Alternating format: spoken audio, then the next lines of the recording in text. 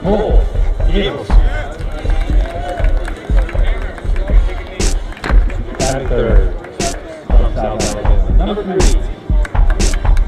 Chips Alouettes. Batting fourth, get a DH from Hawaii State University. Number 10, Jared Banks. Batting fifth, from William Minnesota University. Shortstop, number 7, Jordan Williams. Batting sixth, from Westmont College. Number 32, Neil Sterling. Westmont College, Menlo College. Every college in the world. To the second baseman from Union College. Number 1, Tyler Jokic. Yeah! Batting eighth, from Lewis Miller College. To the third baseman, number 28, Jeff Thompson. And rounding out the lineup for your Seagulls from the University of San Francisco, the right fielder, number 23, John Murray. And doing pitching time for your Seagulls from Cal State East, number 24, Mike Espino.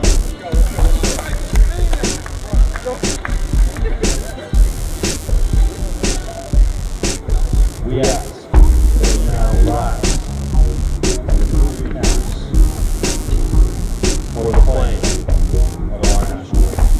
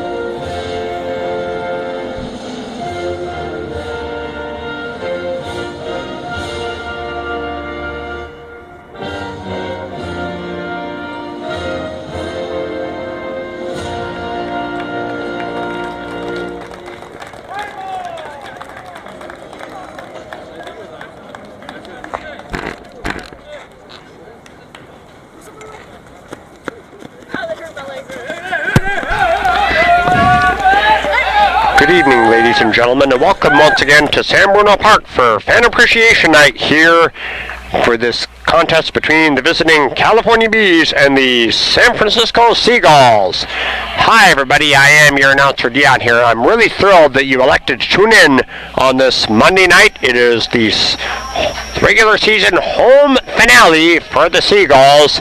San Francisco battling for playoff position. You know, the Seagulls coming into tonight's contest are a half a game to the good over their principal challenger, the Yuba Sutter Gold Sox. I know that the Seagulls are 25-14 in league, 25-16 overall, while the Bees are 10-31 in both conference and overall. I will say that the Bees went on to upset Yuba yesterday in Marysville by a score of 10-5. The Seagulls determined not to make the same mistake the Gold Sox did on Sunday, but even so, should San Francisco take care of the Bees in tonight's contest, San Francisco will climb to a full game over Yuba with 2 games left to play for each franchise. But even so, if the Seagulls bow to the Bees tonight, they fall into a dead heat with Yuba Sutter, with each franchise having 2 games apiece left on the docket. It looks like there's Michael Espino, the starting pitcher, who hails here from Cal State East Bay and Hayward. Starting catcher, Jake Ryan. line. Anyway, as foretold by Hawk Harrelson, sit back, relax, and strap it down. And as foretold by Vin Scully, it's time for Seagull baseball. All right, so there's the final warm-up toss coming up from Michael Espino. Throw down to second base. Oh gosh, we're going to see one more warm-up toss just for the heck of it. Anyway, in just a moment, leading off for the California Bees will be the Judors 21's Dane Goodman. I guess we're seeing an ample amount of warm-up tosses from Espino. So Dane Goodman will lead things off as soon as we get this contest off the ground. So it'll be 1 9-inning affair between the Seagulls and the Bees. It is Fan Appreciation Night on this glorious Monday night. Now it's going to be Dane Goodman to lead things off for the Bees. He is the resident of Ross, California. He just completed his freshman year at Whittier College. Dane Goodman wears 21. Anyway, this looks like it is going to be a righty against righty matchup to commence tonight's Monday night game. That's right. Feels like Monday night baseball in summer collegiate. Anyway, so it's his right-handed hitter Michael Espino on the mound. Of course, I will say that, just for the record, earlier today in GSCBL, the Reno Rams and Top Speed baseball teams split a doubleheader just like they did on Sunday. Here's Espino, he's ready. Here comes the pitch to Goodman. It is downstairs 1-0. Of course, Dane Goodman, coincidentally, was named after an unsung hero for Kansas City in the I-70 World Series back in 1985, that being Dane Orge. Remember Dane Orge? Comes 1-0 to Goodman. It is strike call at outside corner, 1-1. So remember Dane Orge, who provided the dagger in Game 6 after Don Denkinger made his infamous blown call to open the frame? Of course, yeah. Stretched by Espino. Here comes the 1-1 to Goodman. It is popped up right side, playable. Under it is Felix Aberrett, and he makes the catch for the first out. That's how he started this one, a pop out to first base. Coming up to bat for the California Bees will be Eric Mitchell, number 51. Now batting, number 51, Eric Mitchell. Mitchell defensively patrols second base for California in tonight's game. Of course, the Bees playing with house money. This is the last game of the season for the Bees. Pitch to Mitchell, it is downstairs, 1-0. So 1 out, bases empty for the Bees here in the top of inning numero uno. A nice turnout of fans on this Monday night. Espino ready. He deals it. Line drive to right field. Under it is the right fielder, that being John Murray, and he makes the play for out number 2. 2 quick outs for the Bees in the first inning. Ben Suey, who hails here from Sydney, Australia. He is coming up to bat looking to generate a 2-out rally. That's right, Ben Suey. That's a very fascinating last name this dude has. Of course, I don't know his first name, Ben. Yeah, it's all about the Benjamins, as foretold by Puff Daddy. Suey is the catcher for the Bees. Espino ready. He deals to Suey. It is strike one called. No balls and 1 strike on the California catcher. 2 outs, bases empty here in the first inning. Comes a stretch by Michael Espino. He deals the 0-1, rip down the ground to third base. He is quick for these first. He got him bang bang at first, but that retires the side. Half an inning in the books. Bees 0, Seagulls coming up.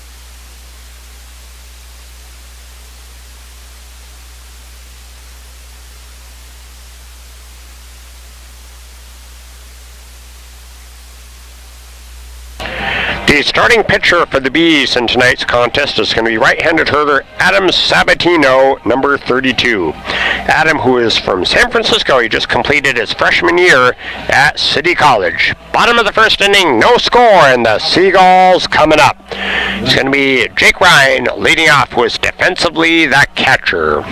Because I was thinking about how the Top Speed baseball team and the Reno Rams split doubleheaders both yesterday and today. I know that the Reno Rams defeated Top Speed baseball 11-0 in Game 1 of Sunday's doubleheader from North Tahoe Park. And after that lopsided Reno win, Stan Spatala went bonkers.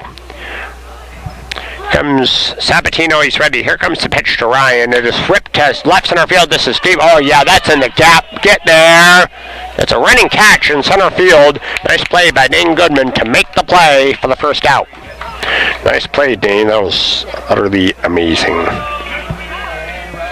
Cole Gabrielson to come up to bat after that deep fly out to center on the first pitch of the frame.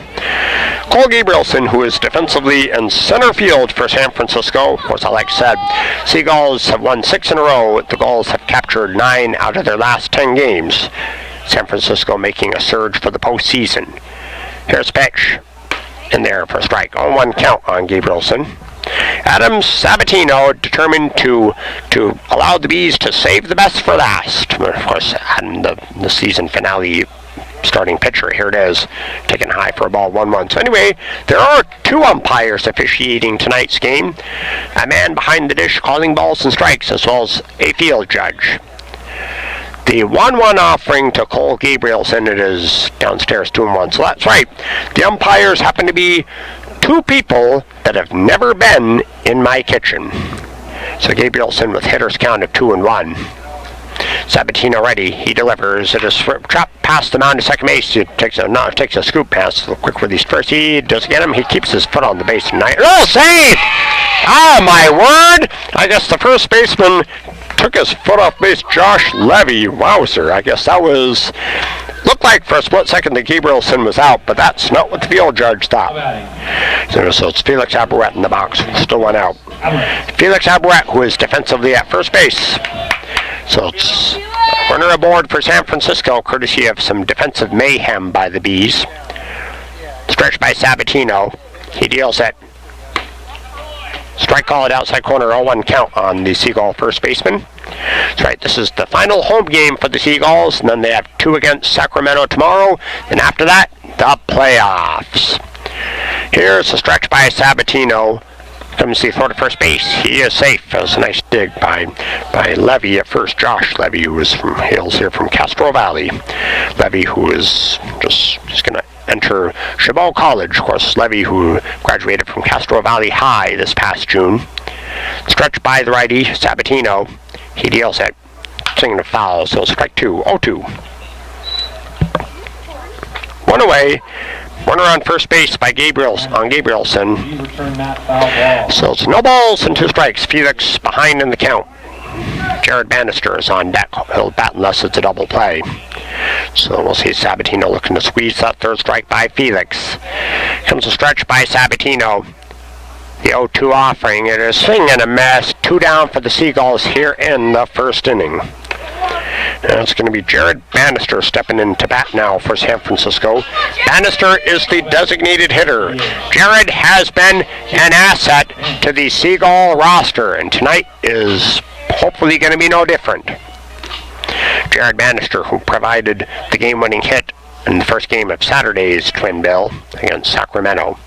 Stretch comes the offering to Bannister. It is swing, drop down to third base. Nice play. Throws to second for the fielder's choice, and that retires the side. So, 1 inning in the books. There is no score, but don't despair, because there is more game to play.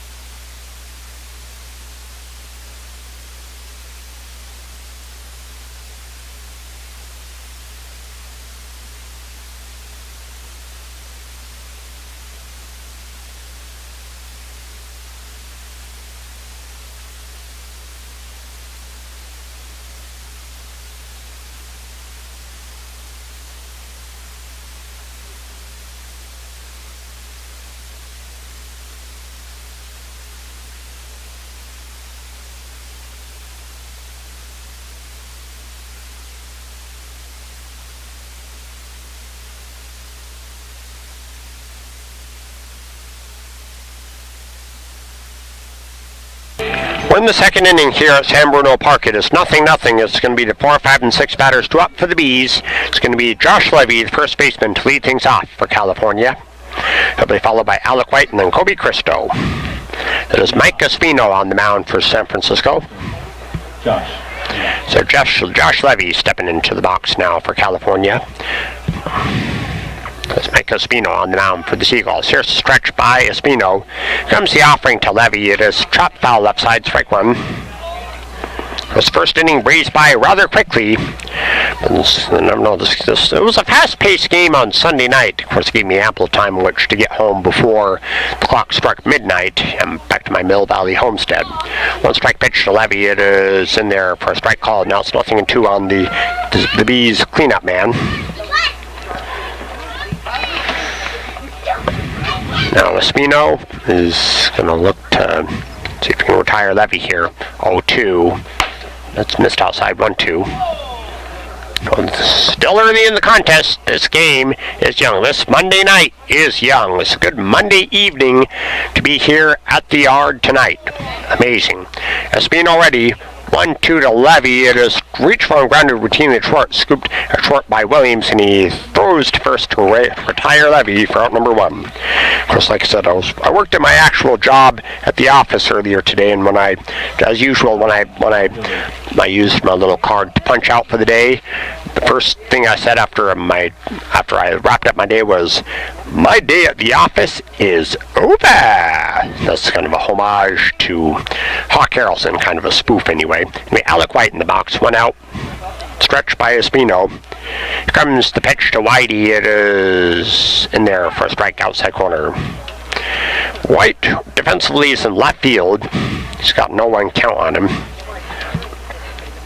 comes Espino. He works from the stretch. He delivers, fouled off, out of play, strike two. 2 strikes on Whitey. Of course, I was thinking about this. Well, I remember when I saw the Eagles in concert back in 2005. I remember after that concert, I called my dad on the phone the day after. He said to me, "Son, who was the opening act?" I was like, "Dad, actually, that's the only downside. There wasn't an opening act." Stretched by Espino, 2-strike pitch to Whitey. Upstairs, 1-2. I can't believe it's like the Eagles performed once at Oracle Arena, once at the Shark Tank, and each time there was no warm-up band. 1-2 offering. It is Kyle popped up first base side. Under it is Aberouette. He's going to make the play for the second out. Now up to bat for the Bees. Your half-off batter of the game.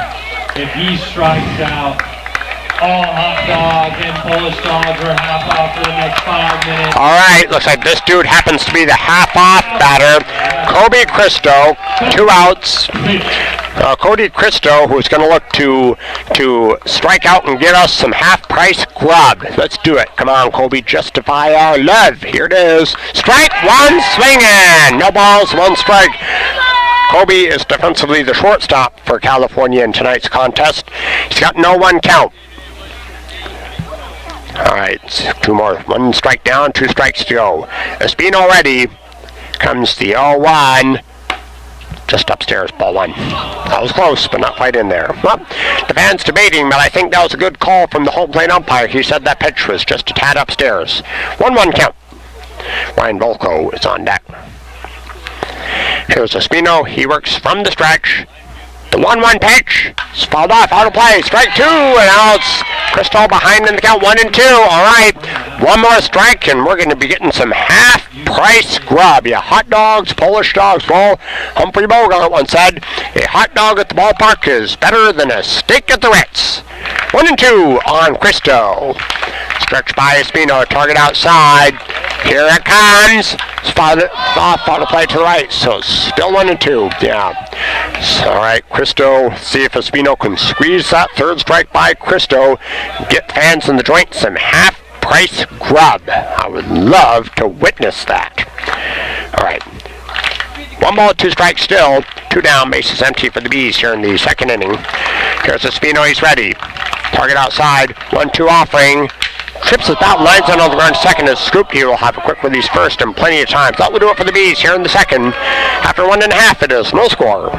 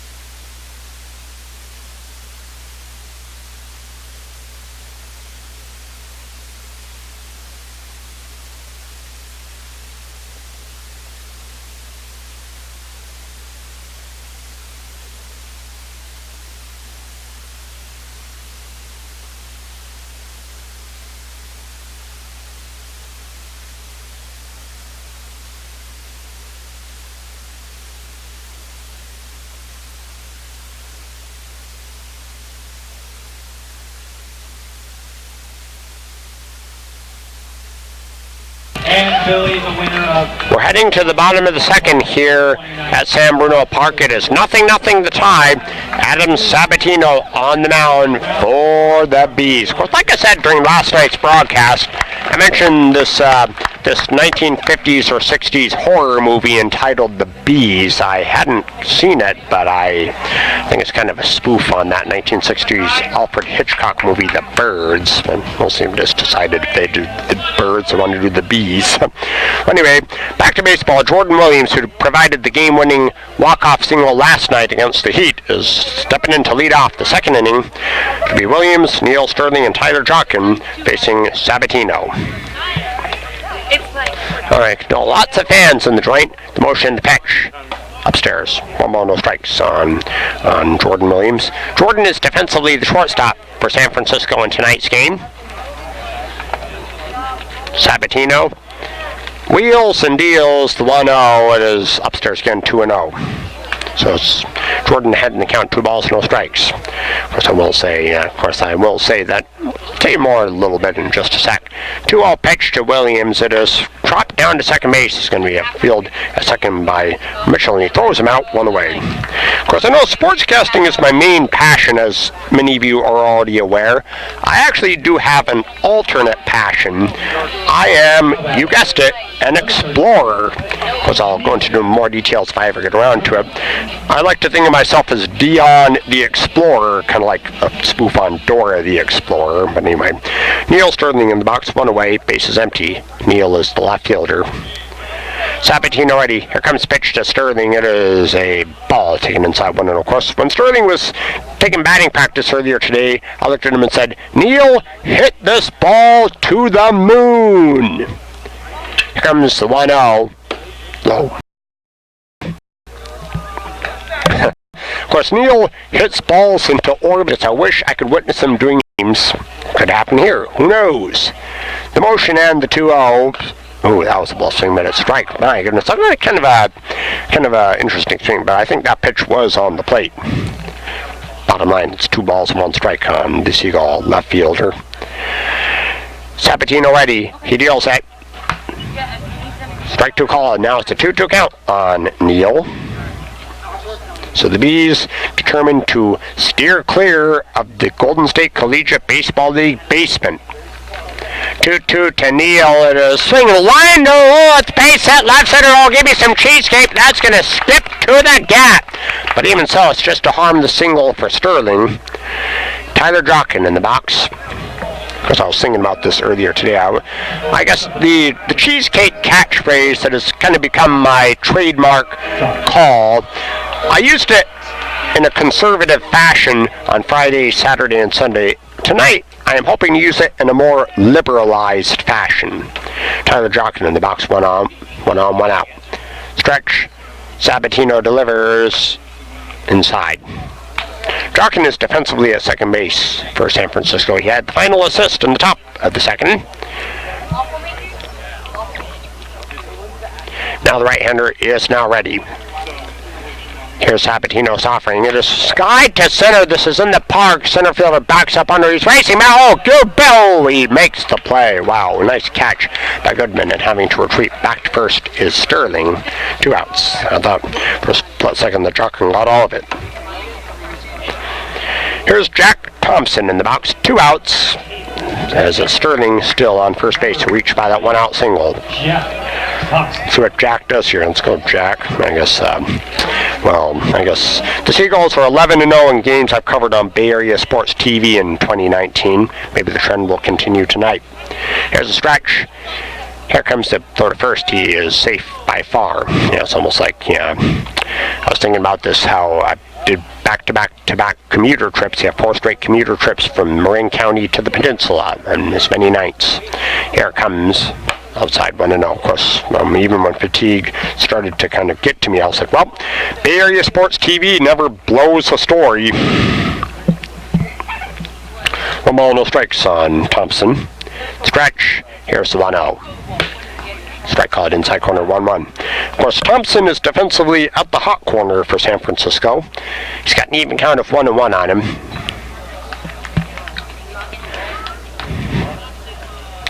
comes Sabatino. He works from the stretch. Here comes the 1-1 pitch. Swing skied as high as the torch on the Statue of Liberty to shortstop. There's Cristo under it. He's going to have it. 3 down. 2 innings in the books. It is 0-0.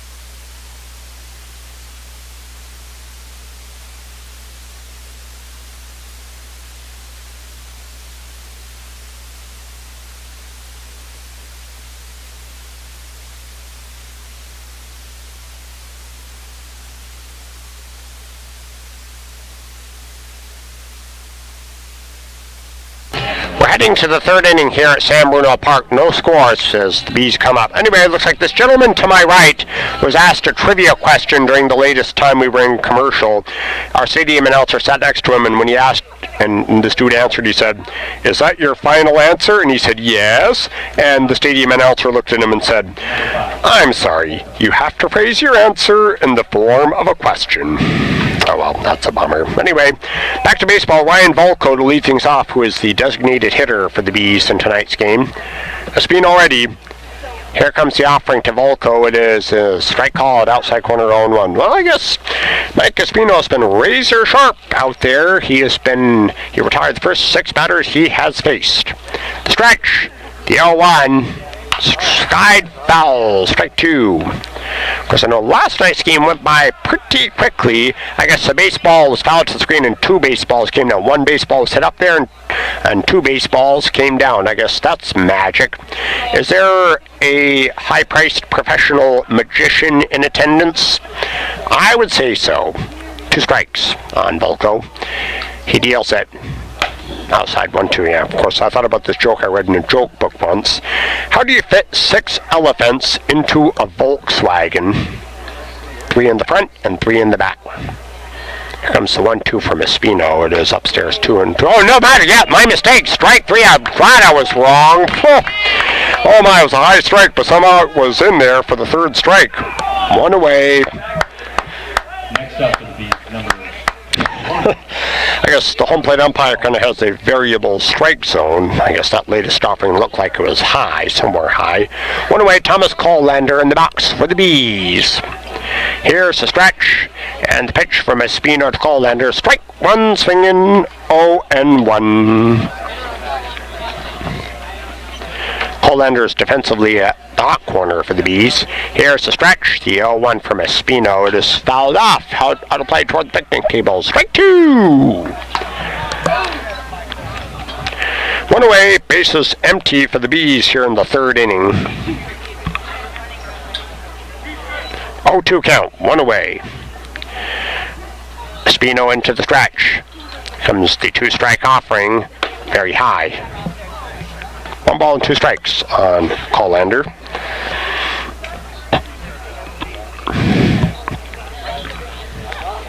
Here's Espino. He's ready. 1-2 offering. Slipped on the ground. It's going to be to third base. Nice scoop at the hot corner. He throws across first. He gets him. Nice assist at third base by Jack Thompson to record the 2nd out.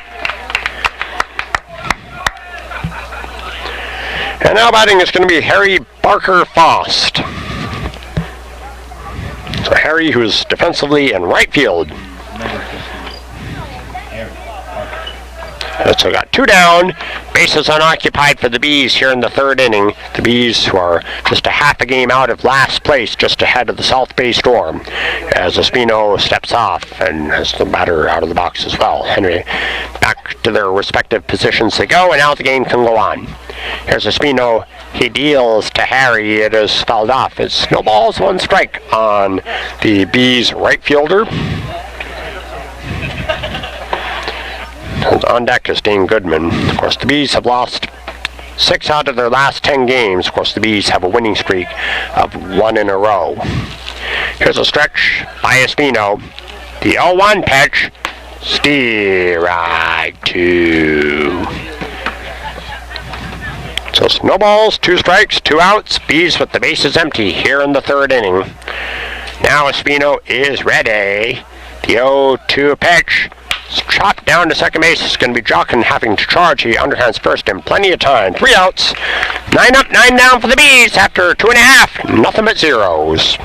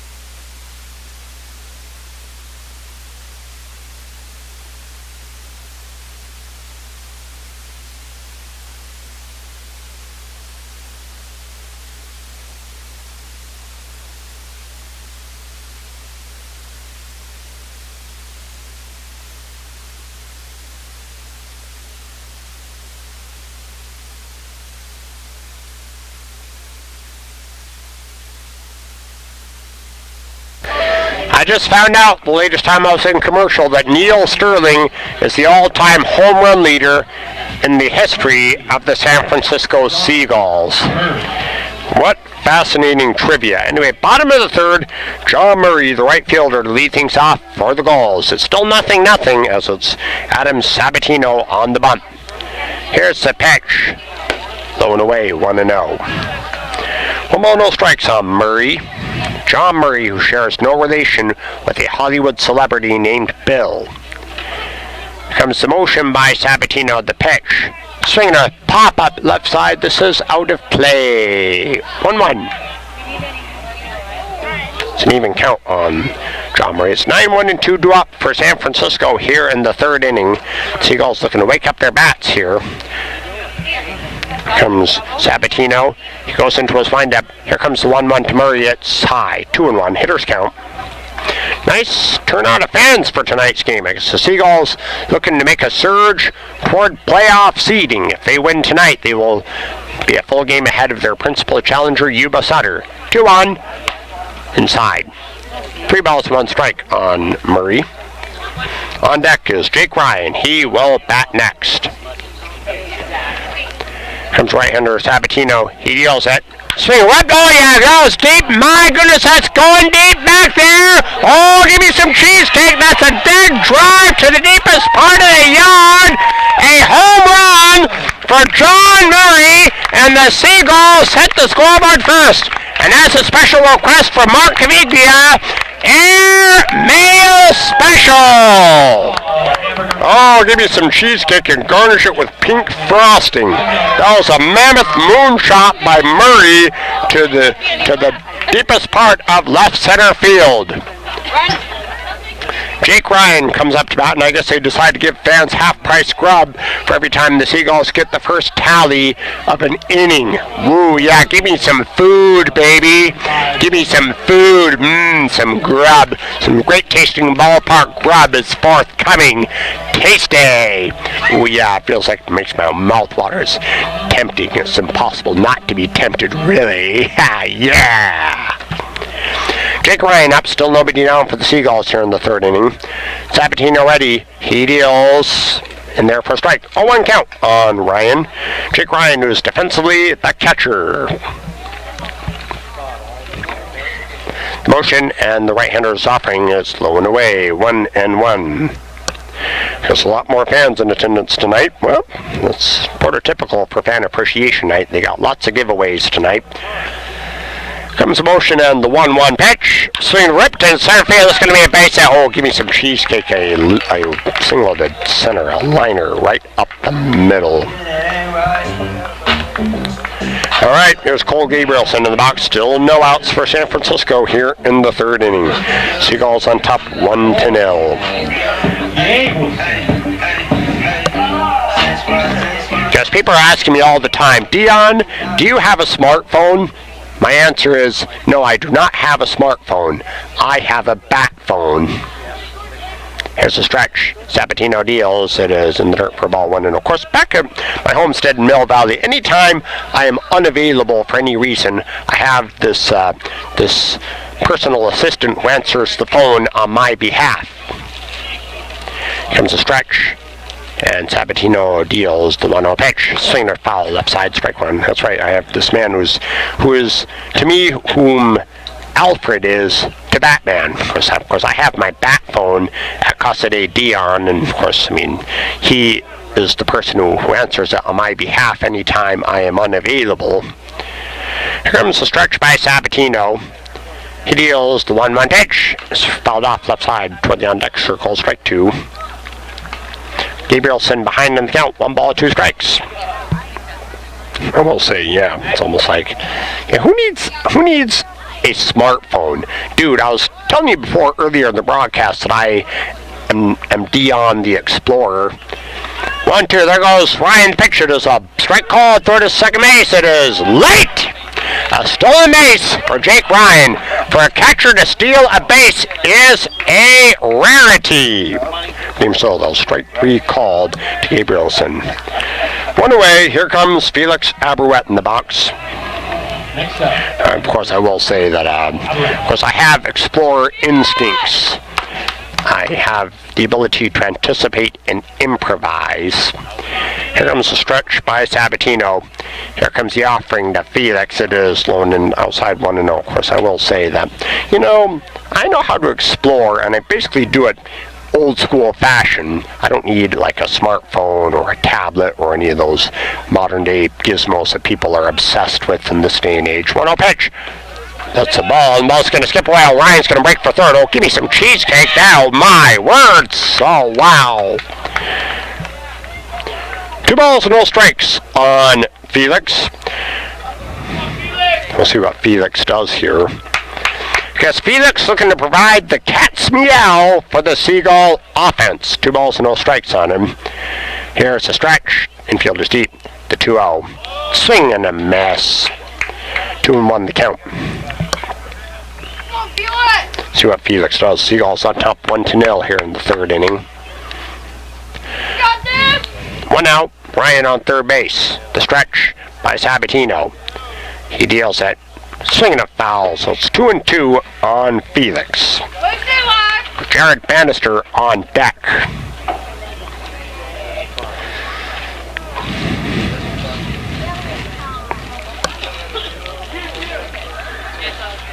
Here's Sabatino into the stretch. Here comes the 2-2 to Felix. And a swing and whip down the ground to third base. It's in a drop. Picks it up. He has to hold the run. Throw reversed. He gets him. And staying put on third base is Jake Ryan. That's going to be up to Jared Bannister to pick up Jake Ryan. 2 outs. Now batting for your Seagulls. DH number 10, Jared. Jared Bannister in the box. I believe Jared's sister Jessica is here in attendance tonight. I see her up in the euchre seats to my right. I gotta say, Jessica, you go, girl. Here comes Jared Bannister, who's the designated hitter for San Francisco. Ryan still on third, this time 2 away. Sabatino delivers. It is a ball. Nice take by Jared. 1-0. That was a tempting offering. Yeah, come on. I'm swinging at that.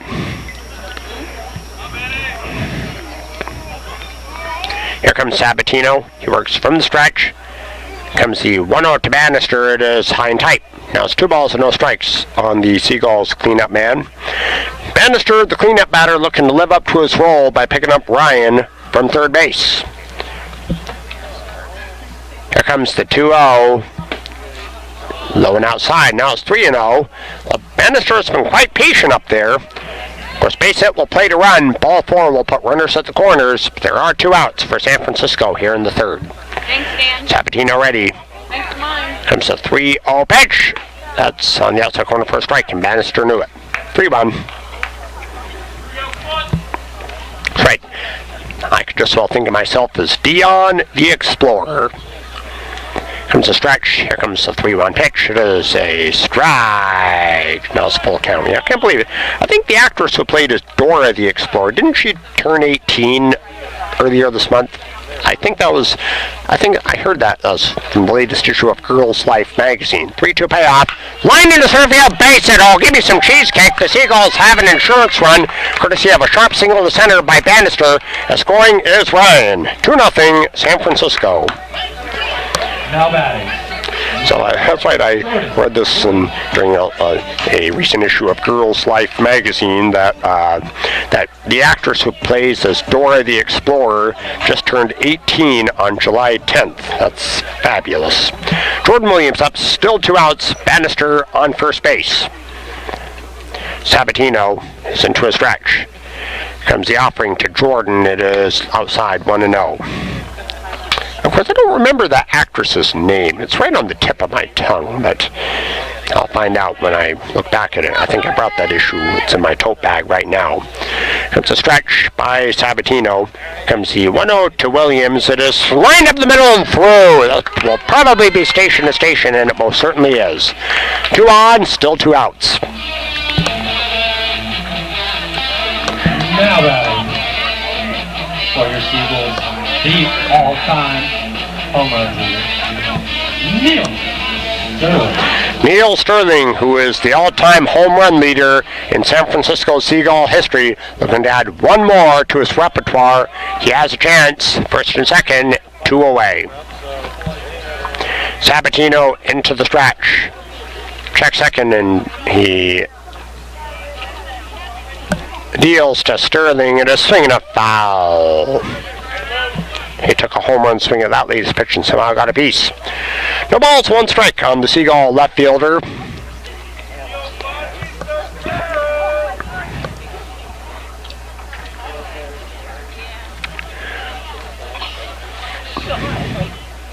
Sabatino is ready. Comes the 0-1 to Sterling. It is low and away.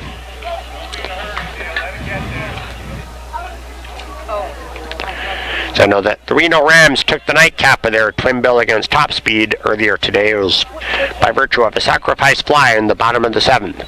Stretch by the righty Sabatino. He deals it. Swinging a chopper. Foul. 1-2 on Sterling. It's that game between, of course, game 1 went to the Speedos 9-7. Game 2 went to Reno by a score of 6-5. That's Reno's tallied in the bottom of the 7th by virtue of a sac fly to ice it. Speedos 32-8 in conference, 35-9 overall. Here comes a stretch by the right-hander Sabatino. He deals 1-2 to Sterling. Another nice take, 2-2.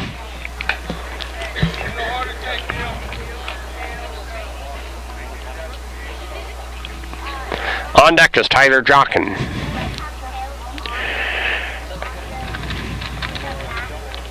Stretch by Sabatino.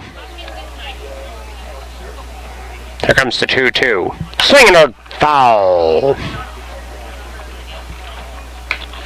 Still an even count on Sterling. 2 balls, 2 strikes, 2 outs. First and second for San Francisco. Seagulls on top by 2. Well, deuce is wild as foretold by Vin Scully.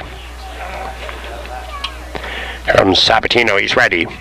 2-2 offering once again. And the dirt ball is blocked. And it looks like now Bannister's going to steal third uncontested after a juggle by Ben Suey, the catcher. So you got to figure the trail runner, that being Jordan Williams, is going to be taken off on this next pitch. You got to figure, yeah, well, that's what I'd do if I were him. 3-2 count. Stretch. Here's the payoff. Swinging a foul tip, so that runner has to go back. It was like Suey took one somewhere. Oh, dude, that's painful.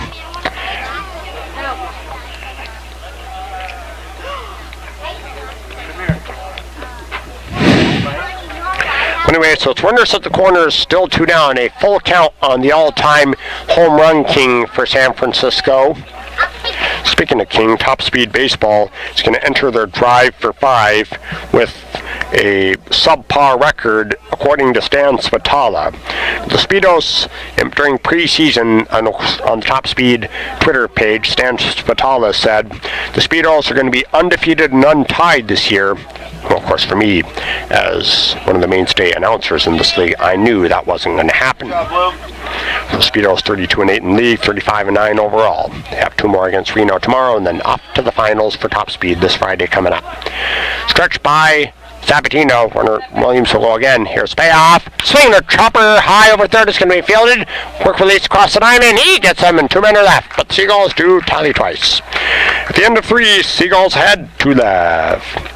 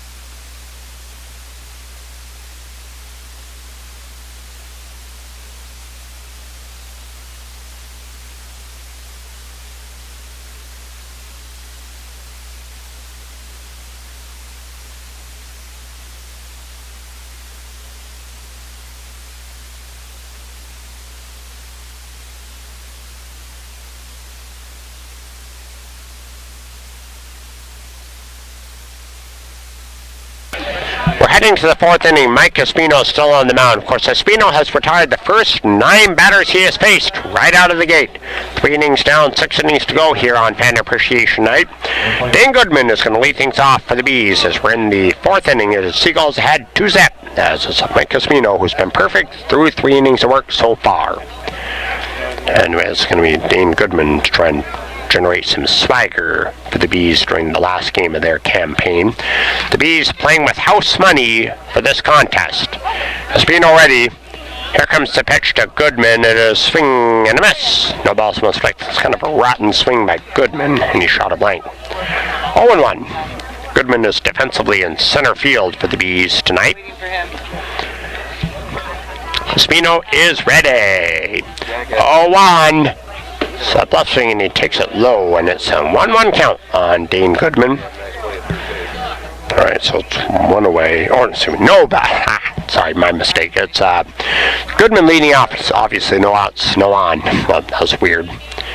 Comes 1-1 from Espino. It is flipped on the ground short. He takes a high one and shoots it down shortstop, and he throws him out at first. 1 away. Williams with a good assist. Eric Mitchell coming up to bat now for the Bees. Next up for the Bees, number 51, Eric. Of course, the Bees have lost 6 out of their last 10 contests. The Bees have a winning streak of 1 in a row. The Bees went on to double up the Gold Sox in Marysville yesterday, 10-5. Espino is ready. Here comes the offering to Mitchell. It is skied as high as the torch on the Statue of Liberty to shallow center. Under it is Gabrielson, and he makes the play. 2 quick outs. Here's Ben Suey, the catcher, coming up for the Bees. Ben Suey up with 2 down and the bases unoccupied as the Bees have yet to see a base runner in tonight's contest. 2 outs. Bases empty for the Bees. Here's a stretch by Espino. Here comes the pitch to Suey. It is skied to right field. Under it's the right fielder, that being Murray, and he's going to make the catch for the 3rd out. So 12 up, 12 down for the Bees after 3.5. Seagulls ahead, 2 set.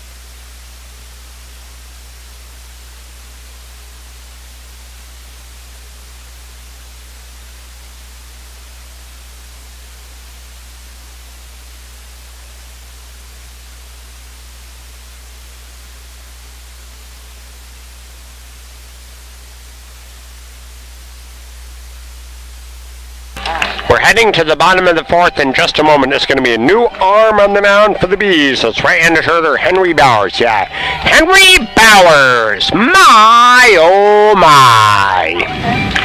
And we're going to see, of course, the Seagulls have a 2-0 advantage as Tyler Jochen to lead things off for San Francisco. In the bottom, inning numero 4. Jochen, Thompson, and Murray, the steerage of the Seagull lineup, 2 up in the 4th. Jochen, who's defensively at second base for San Francisco. All right, we're in the 4th. Seagulls with a 2-0 lead here.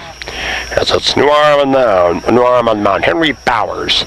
The motion by Bowers, the pitch to Jochen. It is chopped foul, first baseline, strike 1. Of course, I should mention that phrase of my oh my is a homage to the late Seattle Mariners announcer Dave Niehaus. Of course, Dave Niehaus he made the Seattle Mariners who they are, especially as a play-by-play voice from 1977 until his death in 2010. 1 strike on Jochen, because I think Niehaus is actually my main role model.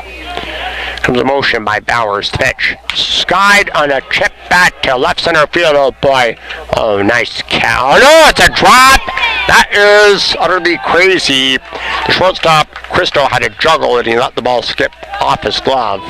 Well, I guess that's the way things happen in baseball oftentimes where, as I once heard someone say, baseball is a pastoral game where mistakes are existent just about on every play. Anyway, so it's Jack Thompson up to bat now for San Francisco. That is going to be declared E6, error on shortstop. There's a little floater to shallow the center, and there was a juggle that allowed Jockin to reach. Here's a stretch by Bowers. He throws first, safe, I will say. I thought about this quote I read off the internet recently. Get forward, get going, move forward, aim high, plan a takeoff. Do not just sit on the runway and hope that someone will push the airplane. It simply won't happen. Here comes the stretch and the pitch. Swinging a pop-up. Heads up, look out! No balls, one strike on Thompson. And finish the quote. Change your attitude and gain some altitude. Believe me, you will love it up there. That's just a random quote I read off the internet. I thought, well, that's a fabulous quote. I gotta take that quote to the bank. One strike on Thompson. Jockin on first, no outs for the Seagulls here in the fourth.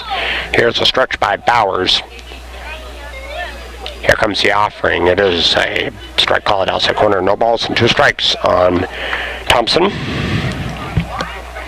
Like I said at the top of the show, the Seagulls are 11-0 in games had down coverage for them on Bay Area Sports TV in 2019. So if the trend continues tonight. Bowers ready. Here's the throw to first. He is safe without a tag. Yeah, maybe I ought to think of an interesting trivia question. Yeah, there's a little, maybe I ought to suggest this for a trivia question for Fan Appreciation Night. Here's the stretch by Bowers. He deals the 0-2. It is in the dirt. The runner's breaking for a second. Here's the throw. He is going to be safe. Has throws well off the bullseye. Yeah, maybe I'll suggest this to our stadium announcer for a trivia question. According to the 2010 U.S. Census Bureau figures, what is the population of the state of California within 10? One ball and two strikes on the Seagull, third baseman. Jockin on second, nobody down. Seagulls with the chance to pick up a run here with one swing by Jack. Here's a stretch by the right-hander, Bowers. Check on second. Here comes 1-2. It's a no. The ball squirts between the legs of the catcher and just coasting into third is Jockin. Of course, here's a little thing. I actually got this physical printout of this little poster which commemorates that 1980s street fighting video game Double Dragon. Of course, I will say the cover, which is actually very that little poster I got, it definitely gets me ready to take on the world every time I leave my cul-de-sac. 2-2, it is swinging a rip down the ground, that's foul. First baseline still 2-2. Cut that. It was actually the front cover of the box, which a game cartridge comes in, of course, has those warriors in front, and it's like, and it says like #1 arcade smash. That's definitely gets my cylinders psychologically firing and going. 2-2, it is swinging the ground ball right to second base. I'll flip it first and just hold the runner. So now just an out for Thompson, no RBIs, first out of the frame. Staying put on third base is Jockin, drawn in infield. Because I will say that mini poster I printed off the internet of. Yeah, I love that Katy Perry number. Yeah, thank goodness. Yeah, Friday. What is that? I know the number. That is an interesting number by our DJ, dude. I just got that on CD. It's from that Katy Perry CD, Teenage Dream. Here's John Murray in the box. Here comes the offering. It is guide to shallow right center. Oh, this is going to be a shallow. Will the runner take a gamble? There's catch. Oh, he's going to take a gamble. Oh, give me some cheesecake. A sacrifice fly on a shallow drive. 2 outs, but a run across. 2 outs. Here's Jake Ryan back to the top of the lineup for San Francisco. Throw to third was to try to challenge whether the runner left early, and he said the field judge said he was safe. All looks like all right. Well, this is fabulous. Seagulls on top, 3-zip. We'll say that. Yeah, okay, let's keep her up detailed. The double dragon poster gets me psychologically ready to take on the world every morning before I leave my cul-de-sac. The pitch on the way to Jake Ryan, it is inside 1-0. Yeah, it's like, yeah, maybe you ought to print a copy of one yourself if you have a color printer, dude. It's, I don't know about all of you out there, but it gets me psychologically ready to take on the world. The pitch, strike one swing and 1-1. Yeah, it gets me ready to take on the world as Dion the Explorer. Dude, I am definitely a first-rate explorer, bar none. And of course, I'm not Dora the Explorer, but of course she and I are both totally different. Comes the 1-1 pitch. Inside. That's a hitter count 2-1 on Ryan. Well, fourth inning, Seagulls on top 3-0. 2 outs. Base is empty, but the Seagulls did punch run across here in this frame. Bauer's ready. Here's the 2-1. Swing to the left over third. That's going to be a base hit. Oh, a 2-out single will get me some cheesecake. The Seagulls could be generating a 2-out rally. Cole Gabrielson in the box for San Francisco. Gabrielson is defensively in center field for San Francisco. All right. So the Seagulls looking to obtain some more offense here. That 2-out single by Ryan, and now Gabrielson looking to keep it going for San Francisco. Here comes the right-hander Bowers into the stretch. Here it is. Oh, that was almost toward his head. It's a Buzz the Tower-oriented offering. 1 ball, no strikes on Gabrielson. Well, the Seagulls do not want to lose Gabrielson before the playoffs. Cole is one of the Seagull players that they can least afford to lose. No joke. Comes the 1-0 pitch. Swing a pop to right side. It's going to be trouble. Oh, a Texas Leaguer. Give me some cheesecake. And there goes Ryan streaking into third. That is the Texas Leaguer of Texas Leaguers. And now the Seagulls have runners at the corners. Here's Felix Averett coming up for San Francisco. First baseman number 3, Felix Averett. All right, Felix, let's see you strut your stuff. Yeah, Mississippi Queen is his walk-up number for tonight. Comes the stretch by Bowers. Here comes the offering to Felix. It is a ball. 1 ball, no strikes on Felix. Seagulls ahead 3-zip. They have runners on first and third with 2 down. Bowers into the stretch. He deals the 1-0 to Felix. It is low and inside 2-0.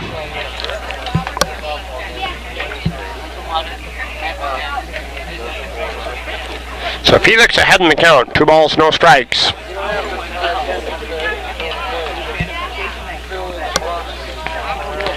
Bowers ready. 2-0 pitch. Runner goes. Pitches in the dirt. Now taking second without a throw is Gabrielson. Now the count is 3-0 to Felix. Now at the moment, first base open. That's right. Bay Area Sports TV. Open to serve you. It's a stretch. Come see. 3-0 to Felix. It is in the dirt, so 4-pitch walk. Juices him up. Now here comes the cleanup man, Jared Bannister. All right, this is Jared's opportunity to shine. Jared Bannister is the man of the hour. If you wanted someone front and center on a stage, this is the man the Seagulls would want up there.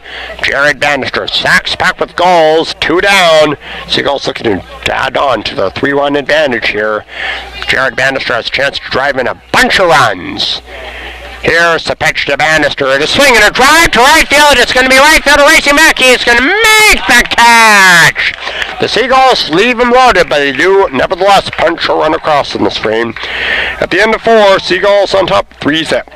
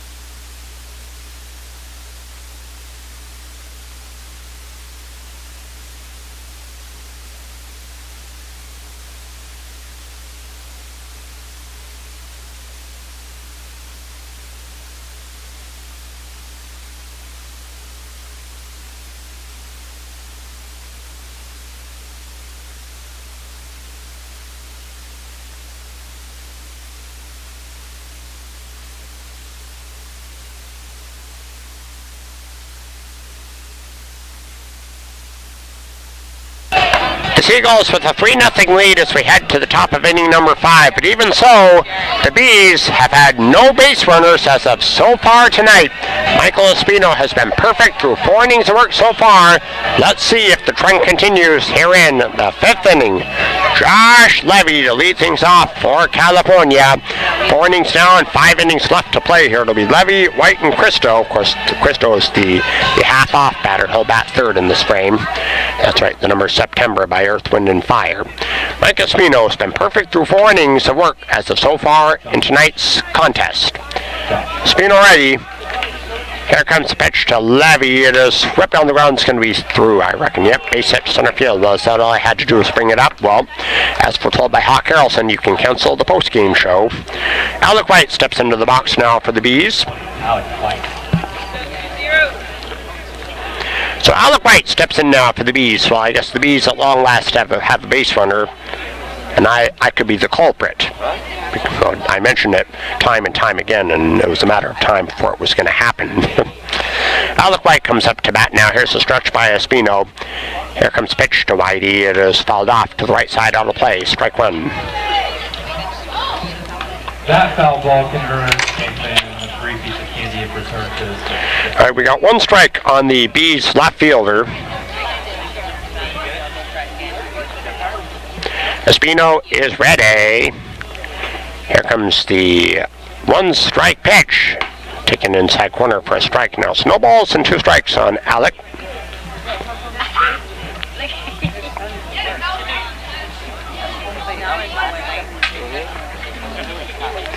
Here comes the stretch of Espino. The 0-2. Outside 1-2.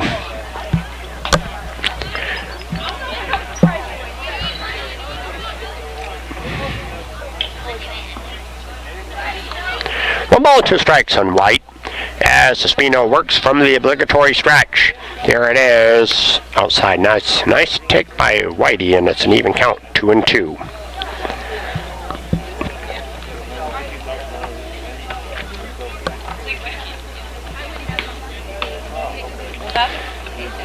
The stretch and the 2-2 offering. It is ripped on the runs. It's going to be a double play. Oh, it's off his glove. That's going to squirt by. So now the tying run will come into the box for the Bees. Just defensive prowess at short by Williams. Cost the Seagulls an out for the time being. Here's our half-off man, Kobe Cristo. Still no outs. 1st and 2nd for the Bees. A fan will walk away with a signed Frisbee from the whole Seagulls. Signed Frisbee from the whole Seagulls team. If Crystal strikes out here, which fan would that be? We'll find out if Kobe fans here. Got 2 on, nobody out for the Bees here in the 5th inning. Bees trail 3-0. Stretch by Espino. Here comes the offering to Cristo. It is downstairs, 1-0. That was a good call from the home plate umpire, I must admit. I guess the umpire does have a better vantage point than I do, and like the umpire said, it was the ball. Fans can debate all they want. Ain't gonna change anything. Here comes the 1-0 pitch. Low and away. 2 balls and no strikes on the Bees shortstop. Cristo represents the tying run for the Bees. It is San Francisco ahead 3-0 here in the 5th inning. Here's the stretch of Espino. Comes the 2-0. Skied first base side. There should be an infield fly, or is it? Well, it is. As far as the infield fly throw to second base was much late. As a caught at second by Jock, and the infield fly rule was enforced, but the out was made anyhow. The catch, anywho, by Jockin. 1 out. Here's Folco, the designated hitter. No man. The DH.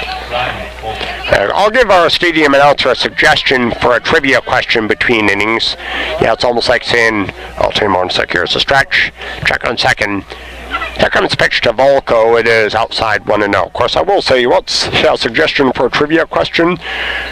What is the reason why the Minnesota Twins always get home field advantage in the World Series, particularly their twin titles in 87 and 91? Here comes the 1-0 pitch. It's chopped down past the mound to second. He's going to pick it up and flip to first in plenty of time. But a bouncing second and third go with runners. 2 outs. Of course, the actual answer is because of what was at the time a yearly rotation between American League and National League in the World Series. Although I personally think, in my opinion, the reason why the Twins got home field advantage, especially in 87 and 91, was because the commissioner of baseball in each year favoritized the Twins. Thomas Colander in the box. Here it comes. Upstairs, 1-0. Second and third, Bees with a threat, as it's one swing by Colander can give the Bees the much coveted offense. Here's Espino. He is ready. Here comes the 1-0 pitch. Taken outside, 2-0.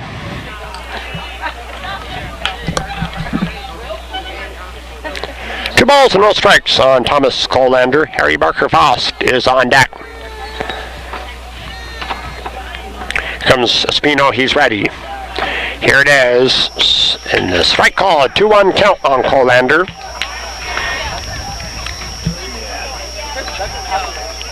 Two balls, 1 strike, 2 outs. The Bees with a threat here. Bees in the midst of a 3-run deficit. Stretch by the righty Espino. He deals it. Swinging a foul, so it's a 2-2 count on Colander. Of course, don't forget to tune in for the playoffs that are to take place starting 3 Earth cycles from now. This Thursday, 1 o'clock for Wild Card Thursday. Here's the stretch by Espino. 2-2 offering. It is high. Ball 3. Of course, the Seagulls in a dangerous situation. It is a 3-0 Seagull advantage. Tying run in the box, but a second and third. 2 down here in the 5th. Colander waits as Espino into the stretch. 3-2 payoff. Swing 3, swinging 1 away for the Seagulls to defuse a threat. After 4.5, Seagulls on top, 3-0.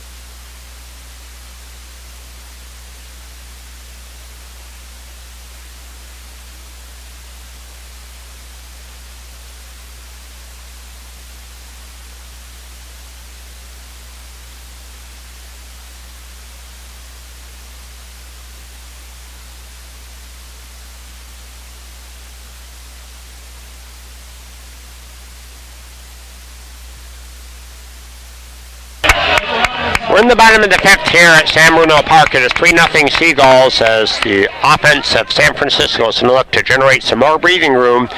Leading off, it's going to be Jordan Williams, number 7. 5, 6, and 7 to up for San Francisco here in the bottom of inning number 5. What a way for the Bees to get runners on second and third and not drive him home. That was, for San Francisco, a morale booster. All right, so it's Jordan Williams in the box for San Francisco, facing right-handed hitter Henry Bowers, who's in his second inning of relief.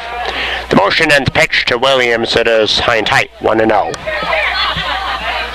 So they were doing an autographed bat giveaway for the loudest fans in the joint during the latest break.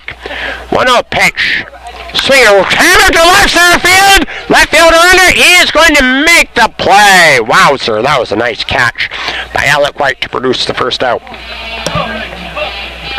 Next up the bat. One out. Here comes Neil Sterling, who's the all-time Seagull home run champion. All right, maybe Neil is about to hit this ball to the moon. All right, so it's one away, bases empty for San Francisco here in the fifth. Here's Bowers. He looks and he deals to Sterling. It is chopped high to third base. Third baseman has to charge quickly. Oh, that was a rather obviously errant throw, and that ball goes out of bounds. So Sterling is going to be awarded second. A two-base chaotic error, and the Seagulls would love to obtain some insurance and maybe exploit that error. Next up. Tyler Jockin up, still one out as that was a tough play by Colander at the hot corner. It would have taken Brooks Robinson or even Carney Vansford to make that play from third base. Well, here's Tyler Jockin in the box for the Gulls. Here's Bowers. He is ready. He deals it. Low and away. 1 ball, no strikes on Jockin. Jockin looking to do something for the Seagulls here in the fifth inning. One away. Sterling on second base. He reached by an error a moment ago. Here comes the 1-0 pitch. Swept on the ground. It's going to be to second base. It's going to be fielded. He'll have a quick release first. He somehow gets him. It's bang, bang. But out of first to Jockin. Going to third is Sterling. 2 outs. Of course, the Seagulls loaded the bases in the fourth inning, but did not cash in. And it's going to be Shane Wallace pinch hitting in place of Jack Thompson. Seagulls number 38. Shane Wallace coming up with a chance to take one swing and pick up Sterling from third base. Here comes a stretch by Bowers. He deals to Wallace. It is high, 1-0. All right, so 1 ball, no strikes on Wallace. Wallace batting in the 8th spot in place of Thompson. 1-0 on him. Here comes the stretch by Bowers. He deals the 1-0 pitch. Bluffing, and he takes it for a ball that somehow missed the plate. So it's Wallace ahead in the count, 2 balls, no strikes.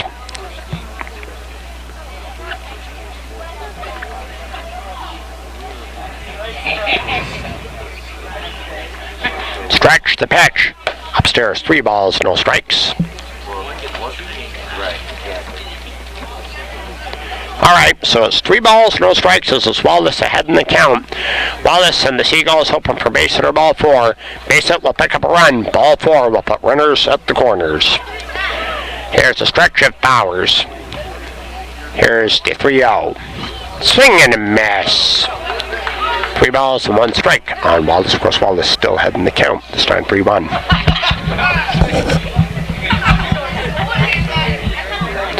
So Wallace back in that batter's box. Here's the right-hander stretch. Here's the 3-1. Upstairs, so Locke puts runners at the corners for the Gulls. There's another game going on in the docket which I forgot to mention until now. The Medford Rogues are playing the Hayesville Hammers in non-conference action. Just for our uninitiated listeners, Hayesville is a suburb just east of Salem, which is Oregon state capital. That's John Murray up, first and third, 2 down. Here's a stretch. Bowers delivers, so just swinging a foul, so it's 0-1. Murray with 1 strike on him. We're in the bottom of the 5th. Seagulls on top 3-zip. Of course, the Medford Rogues have played all of their allotted conference games in 2019. They get to open the playoffs this Thursday forthcoming. Here comes the 1-strike pitch. Swinging a reach for a grounder routinely short. He'll field for second just in time. That leaves 2 out there. So at the end of 5, Seagulls on top 3-0.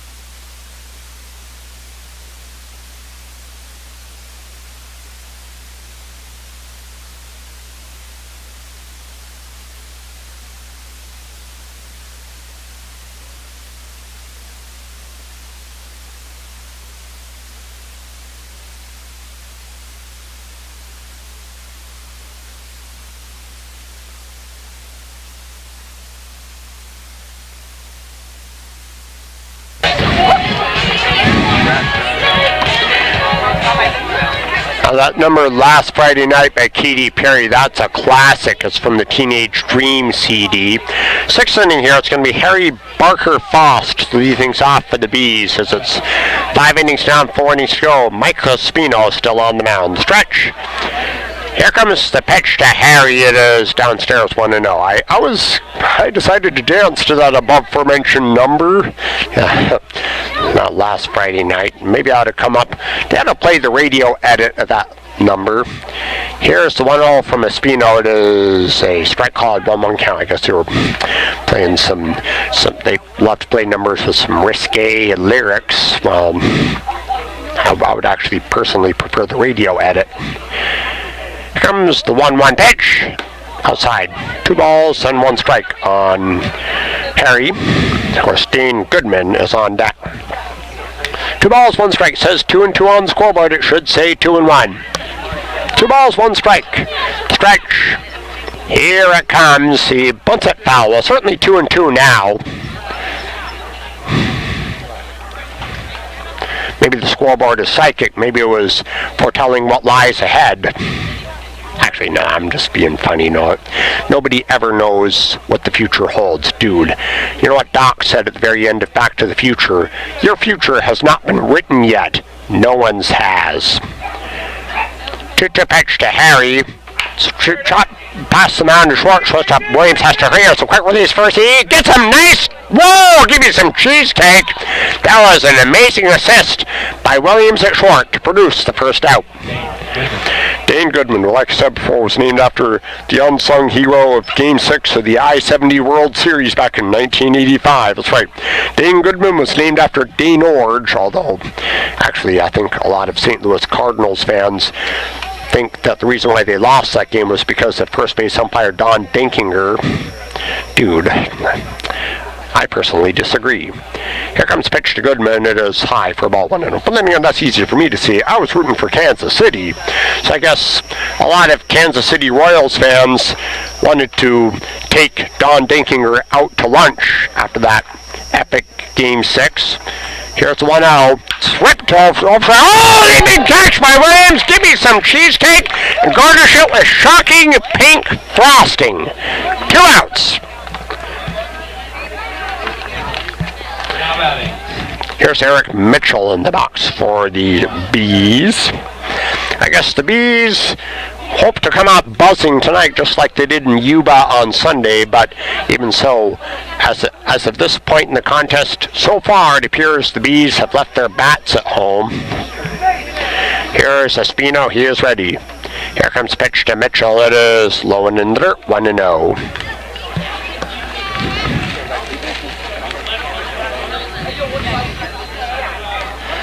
Here's right-hander Espino into the stretch. Comes the 1-0 to Mitchell. It is downstairs again, 2-0. On deck is Ben Suey. He will bat if Mitchell gets on here. This game is still interesting. It's still close. Espino ready. Here comes the 2-0 offering. It is upstairs. Now it's a 3-ball and no strike count to the Bees' second baseman. Well, we're in the 6th inning. It is. Game's just past the halfway point. Espino ready. Here comes the 3-0 pitch. Strike 1. That was a called strike, and Mitchell knew it. Eric still ahead in the count this time. 3 balls, 1 strike. Now the right-hander is ready. Here comes the 3-1. Strike 2. Full count. We'll see what happens here. It's VIP. Very important pitch forthcoming. Mitchell and the Bees hoping for base hitter ball 4. Espino into the stretch. Here comes the payoff. Swing right down the ground short. Williams fields it. Has a quick release first will be and plenty of time. 3 up, 3 down. After 5.5, Seagulls on top, 3-0.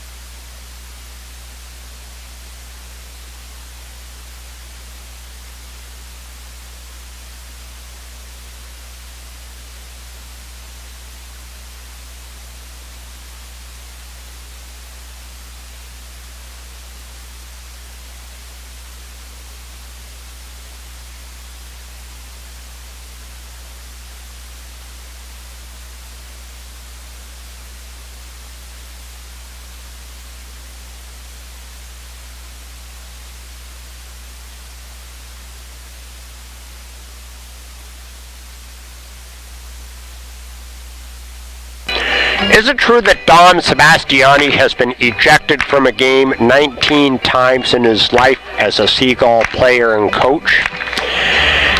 Evidently.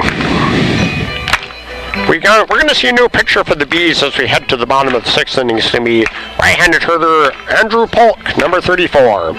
In case you just joined us, the Seagulls lead the Bees 3-0 as the Seagulls offense looking to obtain some more runs, looking to put some more runs up there on that scoreboard. So it's going to be Jake Ryan to lead off.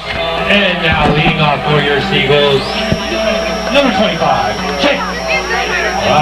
All right, Jake Ryan up. The scoreboard says we're in the 7th inning. I am guessing it should say we are in the 6th inning. That is, we've had a bit of an inept scoreboard tonight. I don't want the fans to be thrown off or deceived. We're in the 6th inning. It's Jake Ryan to lead off. He'll be followed by Cole Gabrielson and Felix Abrouette. Andrew Polk on the mound. Here's a stretch of Polk. Here's pitch to Ryan. It is a strike call at 0-1 count on Jake Ryan.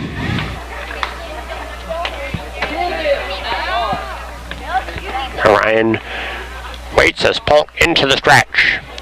Here comes the 1-strike pitch. It is slipped high, fly, left side, down the line, given pursuit, foul territory. He is going to let the ball drop foul, and it's a very long strike 2 down the left field line. A valiant pursuit by Alec White and left, but it was a catch that was easier said than done.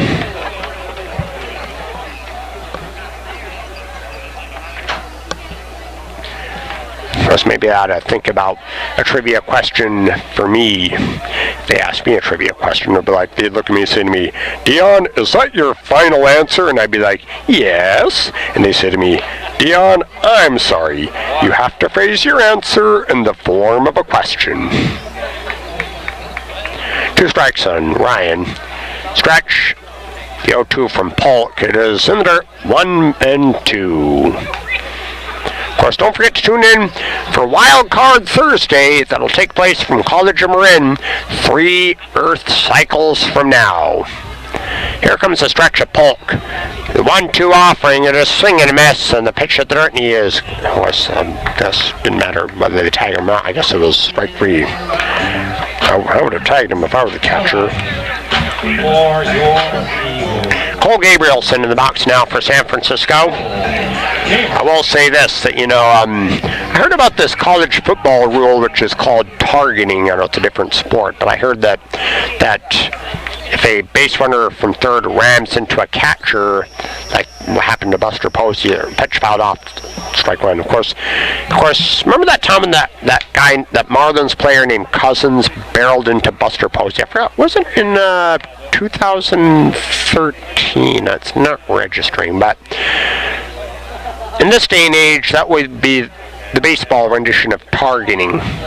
Here it comes. Upstairs, 1-1 count on Gabrielson. Yeah, I can believe it. It's like, in baseball, what is the penalty for targeting? That is to say, to barrel into a catcher trying to score. Here comes the 1-1 pitch. Swing up on the ground. It's going to be a shortstop. Yeah, it's a quick release to first. As bounce throw, it's a nice dig. What a play. Nice dig at first base after a bounce throw by Cristo to produce the second out.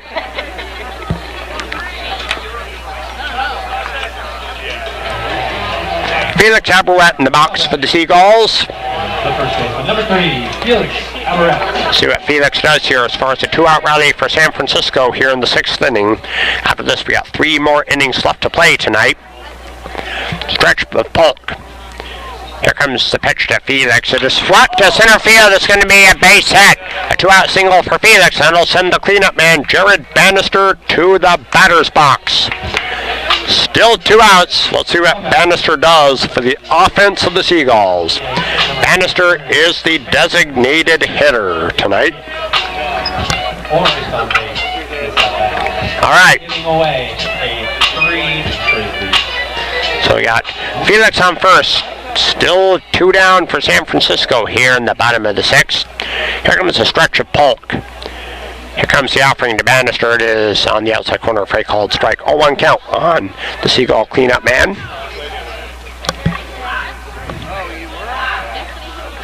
Outfield playing pretty deep for the Seagull cleanup batter Bannister. Here comes the stretch of Polk. The 0-1 pitch. Inside low, ball 1.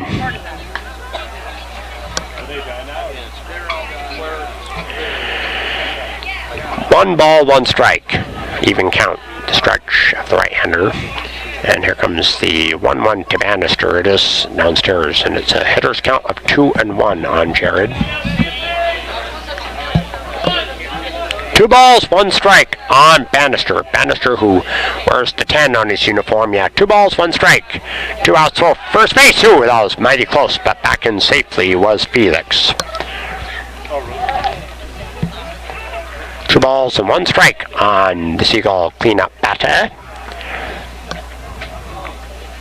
Here comes the stretch of Polk. The 2-1. Swinging a chopper foul to left, strike 2. Even count of 2-2 on Bannister.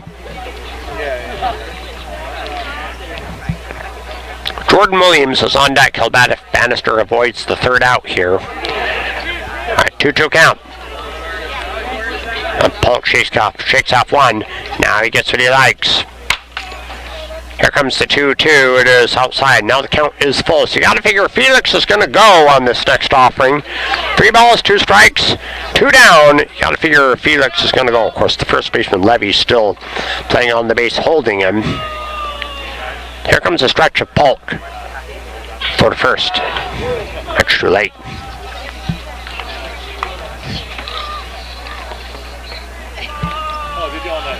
Alright, so it's Bannister hoping for base or ball 4 here. The stretch of Polk. Felix goes. Swept down the ground to short. It's going to be backhanded from the relay position, and he throws to first. Oh, what a dig at first by Levy! Give me some cheesecake. That was a nice gem at first base. After half a dozen, Seagulls on top, 3-0.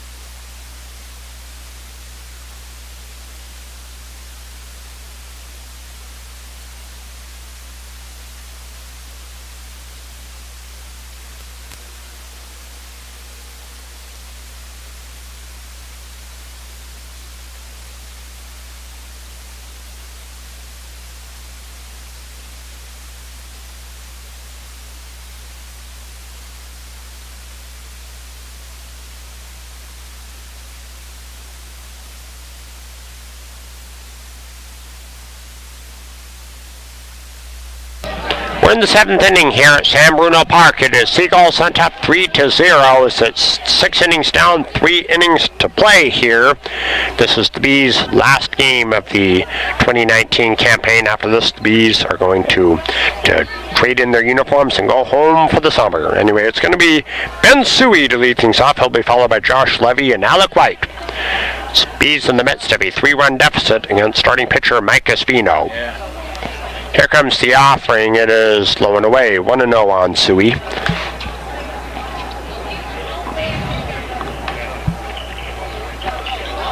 Now Espino into the obligatory stretch.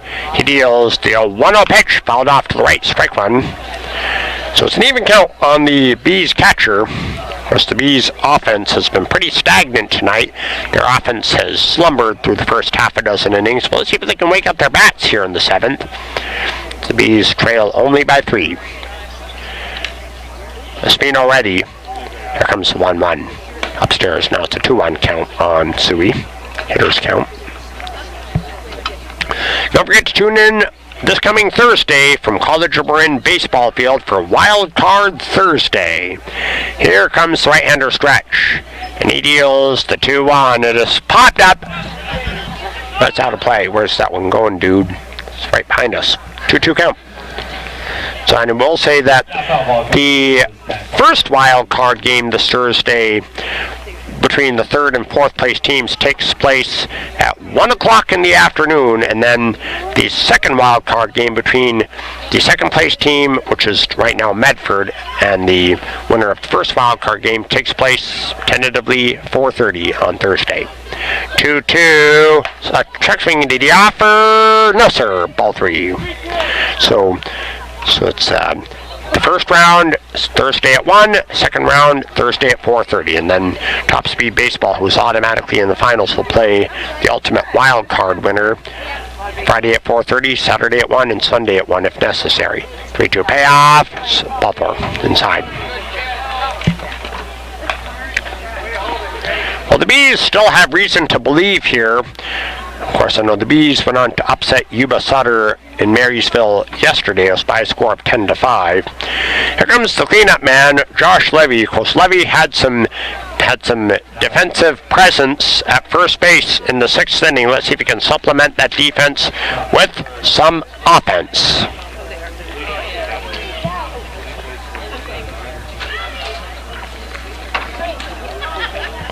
So Espino, I wonder how much petrol Espino has left in his tank. The stretch of Espino. Here comes the offering to Levy. It's plunks him, so that's going to be 2 men aboard for the Bees, and the tying run comes up to the box. Alec White. So I wonder, of course, you got to figure Espino has pitched 6+ innings to score this ball, but his tank has got to be near E. That's a visit to the pitcher's mound from Ryan. So see, I mean, Espino could be showing signs of fatigue out there, of course. And now anyway, it looks like here's the pitching coach, that being Zach Bell's trotting out to the mound. Well, I guess, when I think about Zach Bell, I think about how, I know something I talked about earlier is that there's that fast food joint named Taco Bell, and there's that Bell in Philadelphia, the Liberty Bell. So case in point is there are 2 bells in this country that are cracked. So when play resumes, it'll be runners on first and second with nobody down. The tying run in the box in the person of Alec White. The home plate umpire walking out towards the mound. I guess, Bell giving his starting pitcher a good little pep talk there, and now the conference on the mound is over. We're shortly going to get back to work here. So it's first and second, no outs for the Bees here in the 7th inning.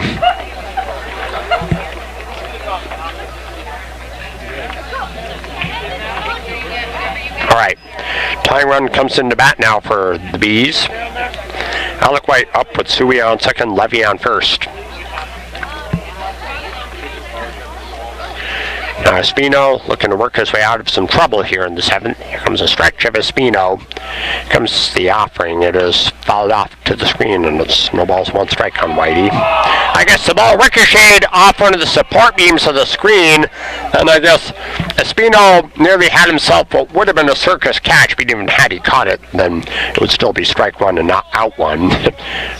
yeah, basically twist the rules and make it so a fielder can catch the ball on a ricochet when it's still in midair. Here comes 1 strike pitch to Whitey. Oh, another plunk. My goodness, now the tying run is on first, and the go-ahead run is currently in the box. And our half-off batter, Kobe Christo. I guess the ball slipped out of Espino's hand like butter, and it resulted in Whitey taking that one for the team. All right, so sacks packed with Bees, nobody down. Tying run on first, go-ahead run in the box. Christo, who's defensively at shortstop for the Bees in tonight's game, looking to take 1 swing and generate a bunch of runs for the Bees. Espino ready. Here it comes. Strike, outside corner, 0-1 count. Christo, if Christo fans here, the fans of the joint are going to be getting themselves some good tasting ballpark grub. Here's the 1 strike pitch in the dirt. Nice take, 1-1. Sacks back with the Bees, no outs. The Seagulls defense facing major danger here in the 7th. We can see a baseball game rendition of a scene from that 1960s horror movie, The Bees. Here it is. Upstairs, 2-1. Of course, I never saw that movie. I probably don't even want or need to see it, but I actually saw a preview of it back, like a television promo, like on Channel 2 back when I was in grade school. Here comes the stretch. The 2-1. Skied, left side, out of play, 2-2. One more strike, and I'm getting myself some grub.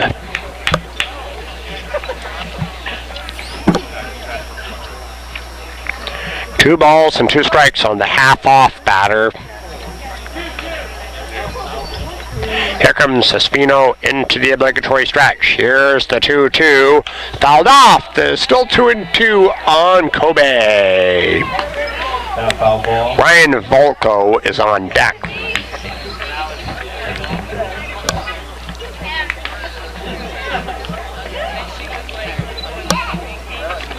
So 2 balls and 2 strikes on Cristo. Comes the stretch of Espino. 2-2 offering downstairs. Now it's a full count.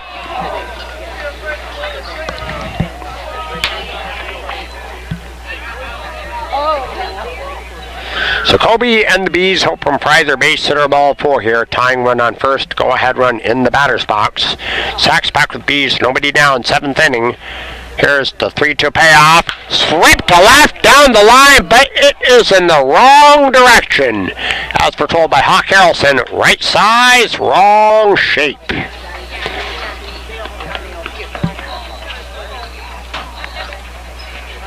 Because I think about this former Golden Baseball League franchise called the Long Beach Armada. Of course, that league was, I don't know how it lasted that long despite them being so much in debt. Here's the stretch. And the payoff once again. Outside, that produces a run as the Bees are on the board. Coming in to score is Suey. It's now 3-1 Seagulls. Of course, I will say that what proved to be the Long Beach Armada's final game in their history was Armada fans referred to as Long Night at Wrong Beach. I thought, now that's a fabulous way to call the Armada's final game. Looks like it appears Espino is going to be done for the night. I guess, don't forget, Bell has already been out there, so I'm thinking there's going to be a new pitcher coming in. So I guess Espino has pitched to beauty tonight, so he's going to take a seat in the dugout and pray for this man coming in from the Seagull bullpen. As soon as I give you his name, I will go to commercial. All right, so it's, I know this guy is, she's out there, it's,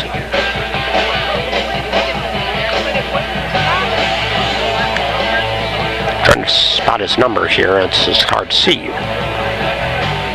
I'm saying number 11. Is that Sean Craig on the mound? Looks like it. Certainly is Sean Craig. Anyway, I'll be back with more after this with your Seagull baseball coverage.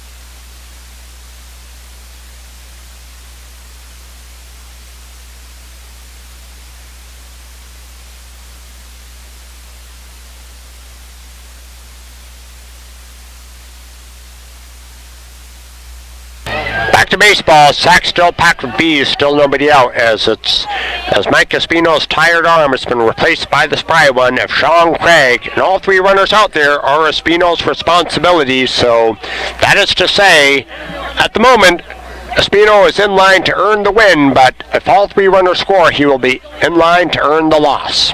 It's Ryan Volko, the designated hitter, to come up to bat. Sacks back with bees, nobody else. Seagulls defense facing major danger here in the 7th. Here comes the stretch by Craig. He deals to Volko. It is upstairs 1-0. All right, well, we'll see. I mean, Seagulls clinging to a 2-run cushion here. One swing by Volko can change that. Comes the stretch by Craig. Here's the 1-0. It is skied to shallow center. It's like it's going to be Williams on the outfield grass making the play, and he'll peg it quickly into the dish to keep the runners from advancing. A big out for the Seagull defense, but San Francisco not out of the woods by a long shot. Not at all. Thomas Colander in the box now for the California Bees. Now batting. Colander. Thomas Colander comes up to bat now with the sack still loaded, this time one away. So the tying run on second, the go-ahead run on first. The Bees trail by 2 runs here in the 7th. 3-1 Seagulls. Comes a stretch by Craig. Here comes pitch to Thomas. It is swing and a miss, and it's no balls, 1 strike on Thomas.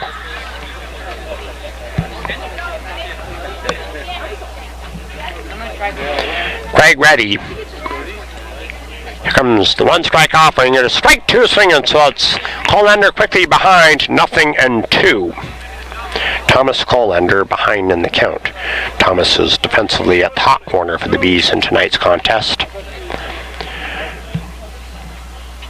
Here comes the stretch of Craig, 0-2. Strike 3 call, I guess. Colander looked like the doubting Thomas the way he struck out on 3 offerings. 2 outs, but the tying run still on second. The go-ahead run still on first. Because should Sean Craig retire Harry Barker Fost without a run here, for the Seagulls, that would be a moral victory. We'll see what happens here. Harry Barker Fost comes up to bat for the Bees with an opportunity to take 1 swing and still give the Bees more offense. Stretch of Craig. Here comes pitch to Harry. It is upstairs 1-0. 1 ball, no strikes on Harry Barker Fost. Sacks packed with Bees. 2 outs, 7th inning. Seagulls clinging to a 3-1 lead. Here comes the 1-0 upstairs. Now it's 2-0 on Harry. It's easy to get cocky, especially striking out back-to-back batters with the bases jammed. Got to stay focused there because 2 outs is not 3. 2-0 on Harry. Harry is defensively in right field for the Bees in tonight's contest. Comes the stretch. Comes the 2-0. Outside now. Bad one here will force across a run. A walk will close the gap for sure.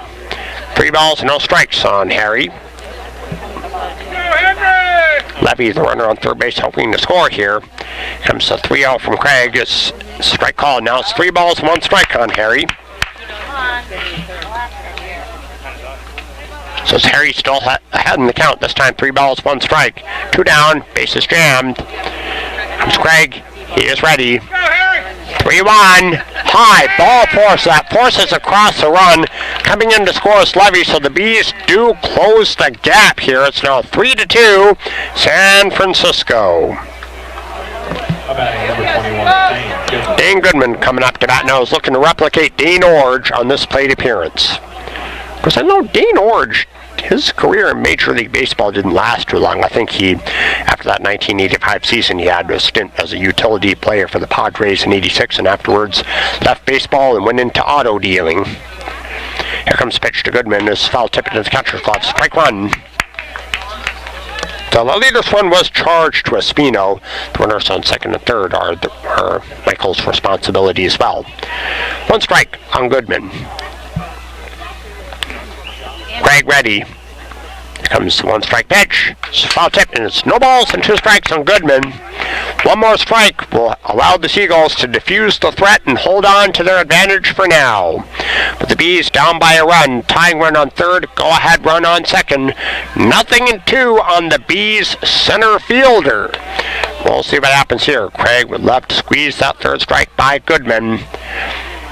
Craig into the stretch.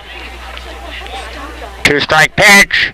Strike 3, swinging! And the Seagulls defuse a major jam and hold on to the lead. After 6.5, 7th inning stretch time, Seagulls 3, Bees 2.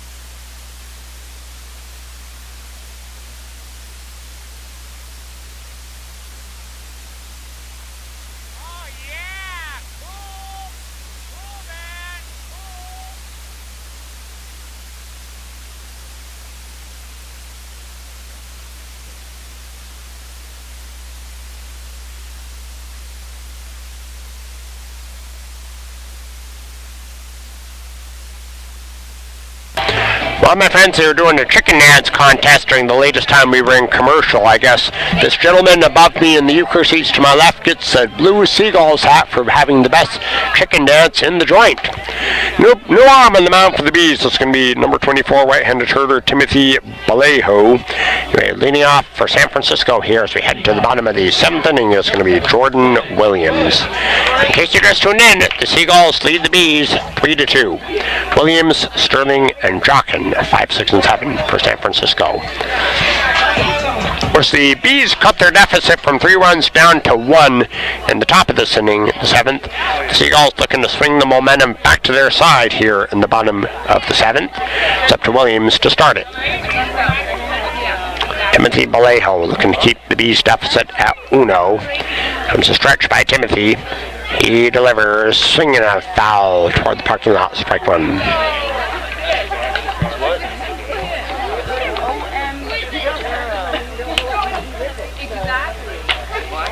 No balls, 1 strike on Williams.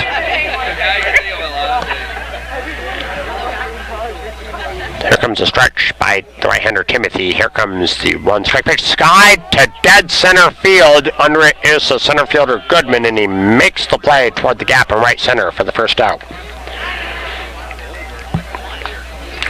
With 1 away, that'll send up Neil Sterling, who's the Seagulls' all-time home run leader.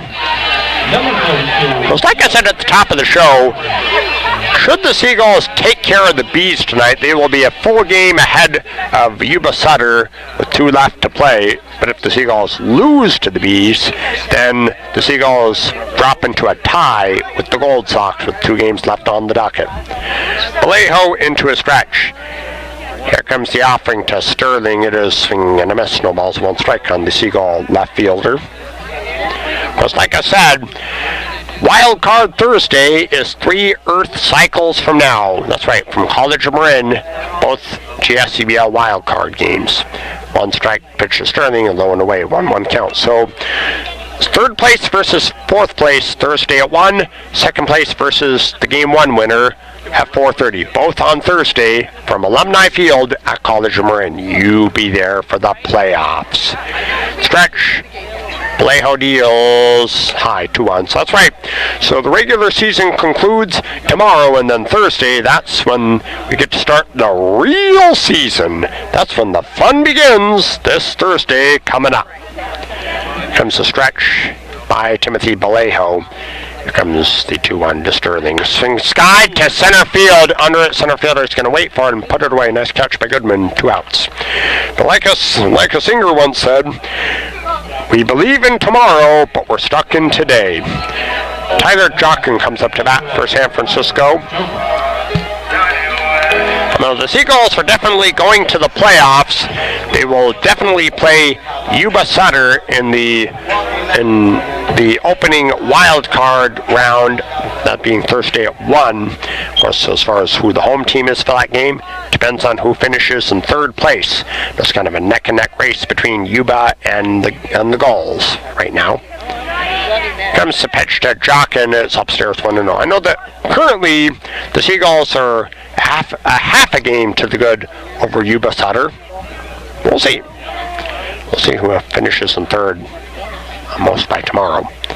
Comes the 1-0 from Vallejo. Skied on a pop to left side. Third baseman, that being a call-ender, he puts it away to retire the side. 3 up, 3 down for the Gulls.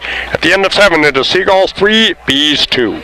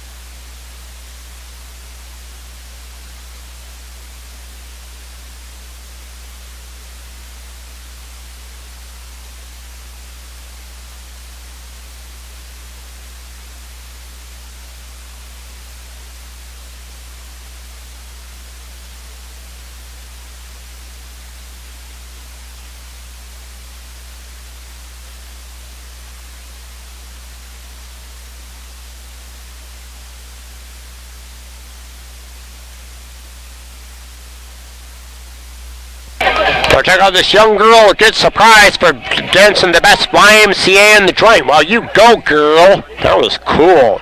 We're heading to the 8th inning. It is 3-2 San Francisco, as it's going to be Eric Mitchell to lead things off. He'll be followed by Ben Suey and Josh Levy. The Bees did close the gap in the 7th. It's currently 3-2. Now the Bees looking to maybe tie it or take the lead here. We'll say the Seagulls have never trailed in tonight's contest. 7 innings down, 2 innings to go. Here comes the stretch by Sean Craig. Here comes the offering to Mitchell. It is upstairs 1-0. Well, anyway, this game is reaching its later stages. We're in the 8th. It is Seagulls ahead by only a run here. 1-0, the count on Mitchell. Here's Sean Craig. He's ready. Here it comes.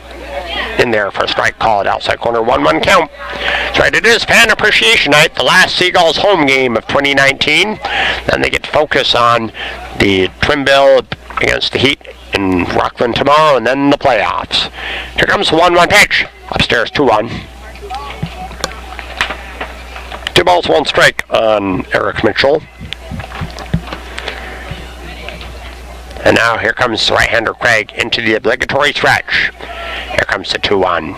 Very hot. Oh, that was plopped away from the glove of the catcher Ryan toward the backstop, or screen rather. Strike, or ball 3. I was getting my terms all mixed up there. All right, well, I'm Dion, and I'm the Mixed Up Sports page.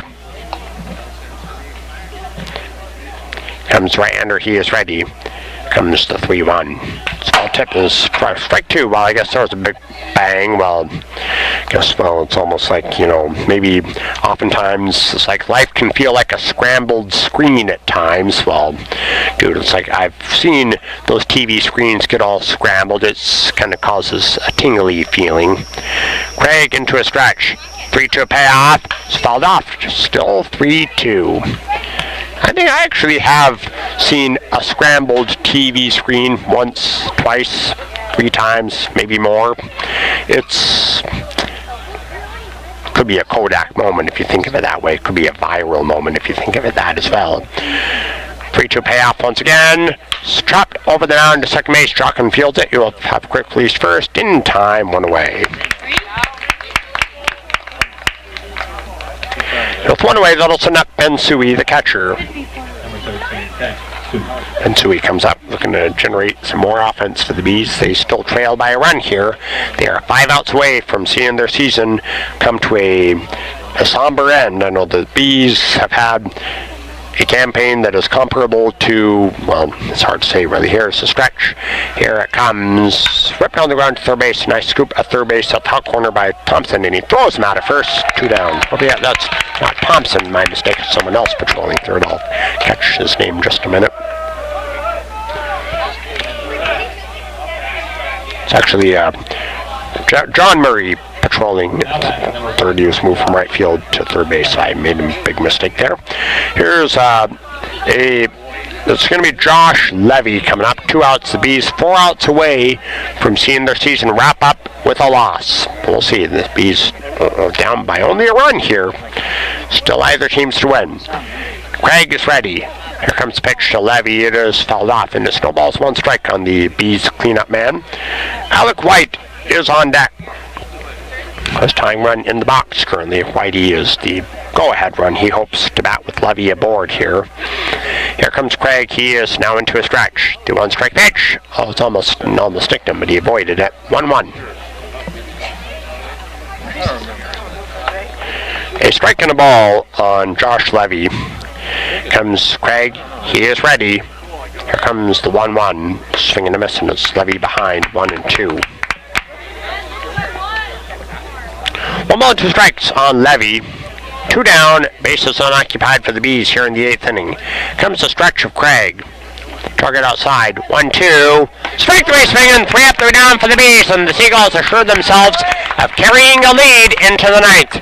After 7.5, Seagulls ahead 3-2.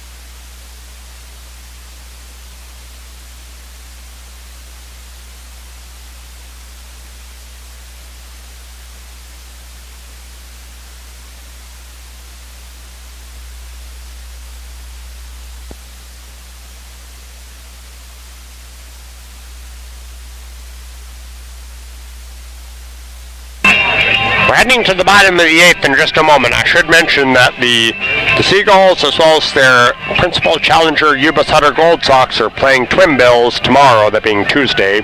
The Seagulls play the Sacramento Heat in Rockland tomorrow morning starting at 11, while the Yuba Sutter Gold Sox play the South Bay Storm in Milpitas starting tomorrow afternoon at 1. So a lot of amazing action forthcoming on Tuesday involving 2 teams battling out to see who gets virtual home field in the first wild card game. Anyway, back to baseball here. Shane Wallace to come up to bat for San Francisco. Seagulls with a delicate 3-2 advantage here. This is Timothy Vallejo on the mound for the Bees. Be Shane Wallace, John Murray, and Jake Ryan. 8-9-1 due-up for San Francisco here in the bottom of inning number 8. Comes the stretch by Timothy. He deals. It's in there for a called strike, and it's no balls, 1 strike on Shane Wallace.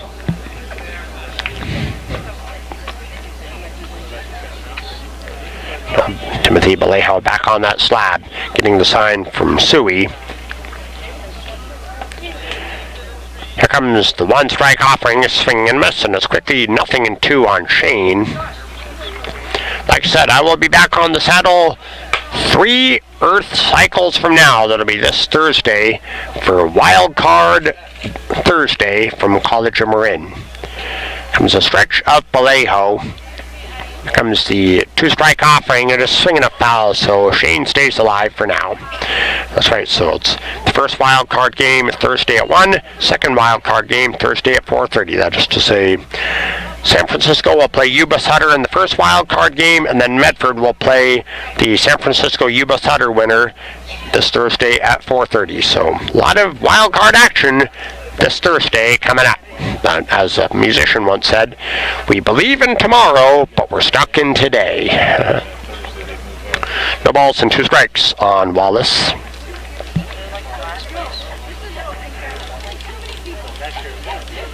Now Vallejo is now ready. 0-2 again. Swinging a ground ball hit to the first base line, and it's going to be a foul ball. He fouled it off his big toe. Would have been an unassisted put out at first, but somehow Wallace fouled it off his big toe while he was still in the box. So Shane is still in there for now.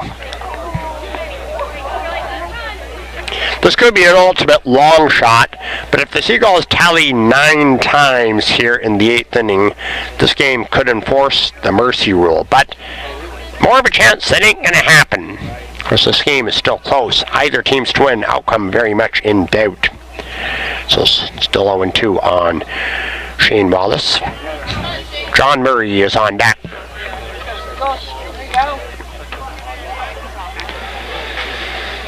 Vallejo ready. 0-2 once again. Upstairs 1-2. Like I said, this will be my last regular season game I get to broadcast on Bay Area Sports TV this year, and ahead lay the playoffs Friday, Saturday, and Sunday for the finals, and Thursday for wild cards. 1-2, drop over the mound. It's going to be a tough play. Fielded at second, he has no chance. Because Wallace just sprinted in the first. It was chopped past the mound, and then Mitchell fielded it, but by then Shane was already aboard. John Murray in the box. Well, of course, if the Seagulls score any runs here in the bottom of the 8th, the Bees will definitely be behind the 8 ball. As Mitchell, well, we'll see. Yes, there's a, I don't know, it's like there's kind of a conference at second base, I guess. The first baseman, second baseman, a pitcher, kind of making a virtuoso social club behind second base. John Murray in the box, and the field umpire looked at them and said, "Gentlemen, are you playing baseball or socializing? This ain't no social club." John Murray comes up to bat now for San Francisco. Seagulls need some insurance here in the 8th. Here comes the pitch to Murray. It is ripped down the ground. It's going to be through. I reckon, yes, sir. Bob, a base hit past the reach of the diving second baseman. Look at Wallace streaking to third. He will make it. A throw comes into second. Seagulls have runners at the corners. A base hit just past the diving second baseman Mitchell. And now the Seagulls appear to have something cooking here, as Murray will get a pinch runner. It's going to be Kai Moody running at first base. Now. So it's speedy runners aboard. Jake Ryan, my mistake. I was getting my Ryans mixed up. Jake Ryan, who shares no relation with the Express. First and third, no outs for San Francisco. Looks like it appears that taking a bow in front of the fans, in front of the dugout, was John Murray. He took his hat off and saluted the fans, saluted the Seagull faithful. But, Murray, my hat is off to you. Looks like A.J. Borja is going to trot out to the mound. Is this going to be a pitching change, or is this just going to be a plain old conference? The infielders, catcher, and so forth are going out there, I guess. Maybe Borja looking to bide his time, especially allowing the bullpen to get ample time to loosen up. Well, my friends, this has been a virtuoso game here. Of course, the Seagulls are 11-0 in games that I've broadcasted on Bay Area Sports TV in 2019. We'll see whether the trend continues tonight. Of course, I was telling some of the Seagull players and so forth that the Seagulls may be 11-0 in games I've covered in Bay Area Sports TV in 2019, but I don't want to take that for granted because in the end it could be 11-2. Not to sound morbid here, but I've learned that baseball often works out like that, where you have a long winning streak of that sort, and then in the end you just fizzle out, and then that is that. Alright, the conference is over. I guess they're going to stick with Vallejo for now. Runners at the corners, no outs for the Seagulls. It's up to Jake Ryan to pick up at least a run here. So it's Wallace on third, Moody on first. I wonder if Kai Moody will be sent. There's a big gap on the right side of the infield as Vallejo and the Bees facing trouble here in the eighth. Here comes a stretch by Vallejo. Here comes the pitch to Ryan. It is inside. 1-0. Of course, even with this, we got one more inning left to play here. Then after that inning, I get to pack up and jump on the freeway. 1 ball, no strikes on Ryan. Got to keep your eye on Moody. He's looking to steal. He's leaning a bit. He's going. The pitcher is inside. Throw to second base. It is back to the pitcher, and I guess they wanted to muff a double steal. I guess Vallejo evidently intercepted that throw to second, and that allowed Moody to take second uncontested. So the infield is up now for the Bees, as it's second and third, no outs. 2-0 the count on the Seagull catcher.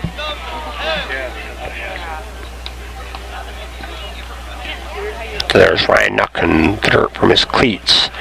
One swing by Ryan can plate two and cause the Bees to be in a whole lot of trouble. Here comes a stretch of Vallejo. The 2-0, swinging a pop-up. This ain't going to do the trick, or will it? Under it is Vallejo. He's got it, so that's a big out. That's staying put on second and third. 1 out. Cole Gabrielson in the box now for San Francisco. Number 30. Cole Gabrielson, who's defensively in center field for the Seagulls in tonight's contest, as it's Wallace on third, Moody on second, 1 out. It's up to Gabrielson to generate some insurance for San Francisco. It's a delicate 1-run Seagull cushion. Infield still up for the Bees. Here comes Vallejo. He works from the stretch. Here comes the pitch to Gabrielson. It is upstairs 1-0. Well, first base is open, so Walk will set up a force play at every base, but there's only a force play at first now. That's why the infield is up.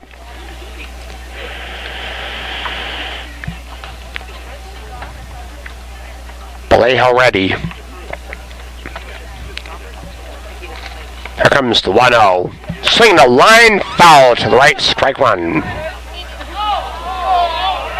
I guess this fan walking his dog somehow catches that loose ball and tosses it back to the field of play, and then that ball is just thrown back towards the ball department. Nice heads up, keeping his eyes open. That man was out there walking his dog here on this Monday night. It is dusk here in San Bruno. It's his twilight time on the peninsula. 1-1 the count on the Seagull center fielder. Comes Vallejo into the stretch. Here comes the 1-1 pitch. Swing of foul. So it's 1-2 on Gabrielson. Felix Abrouette is on deck. He'll bat unless there's a double play here.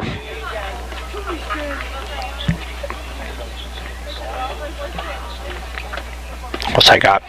I like to take Caltrain back to the city tonight. I've got trains due at 9:57 and 10:57. So I'll probably find out what time it is, maybe when I'm in commercial at some point. Can't look at my watch now, so I gotta focus on what's transpiring on the diamond.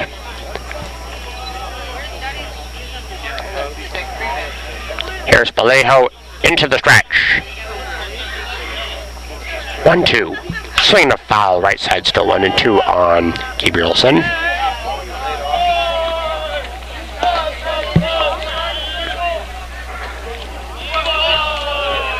So the Seagull dugout seems pretty vocal. You can hear him just to my left. You can tell the Seagull is saying something. I cannot make out what it is. Of course, when I hear the Seagulls dugout, it's like hearing Charlie Brown's teacher. Second and third, Seagulls with a threat here. One away here in the 8th inning. The stretch of Vallejo. 1-2 to Gabrielson. Upstairs. Now it's a 2-2 count. So it's an even count on Gabrielson. So Seagulls with a major opportunity to obtain some insurance here. They need it at this point if they want to get better odds of winning tonight's ball game. Here comes Vallejo. He is now ready. 2-2 to Gabrielson. Inside. Now the count runs full. What the heck? I'll just check the time now. The time now is, drum roll please. It is just before 9 o'clock here. We're pushing 9. Pushing 9 o'clock in the evening here in San Bruno. 3-2 count. One out, second and third. Comes a stretch by Vallejo. Here comes the 3-2 payoff. Swinging a foul, so we'll do it again. Gabrielson looking to take one swing and at least play a run for San Francisco.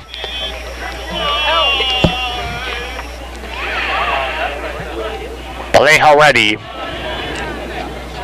Payoff again. Swinging a foul. What a way for Gabrielson to battle here. That's a titanic battle for Cole. He has fouled off multiple offerings.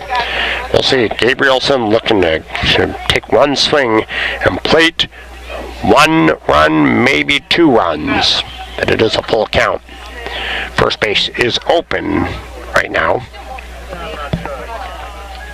Vallejo ready. Once again, here comes the payoff. Swinging a chopper slowly back toward the mound. It's going to be pounced on by Vallejo. No play! Coming in to score is Wallace, and stopping on third is Moody. And the Seagulls have obtained a much-coveted insurance run. It is now 4-2 San Francisco. Still one out as it's runners at the corners. Felix Abuela, Mississippi Queen, as his walk-up number.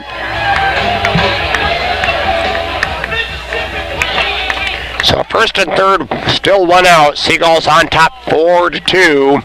I guess that run that just scored could be enough to take the wind out of the Bees' sails. All right, so there's Felix Abuela looking to keep it going for San Francisco here in the 8th.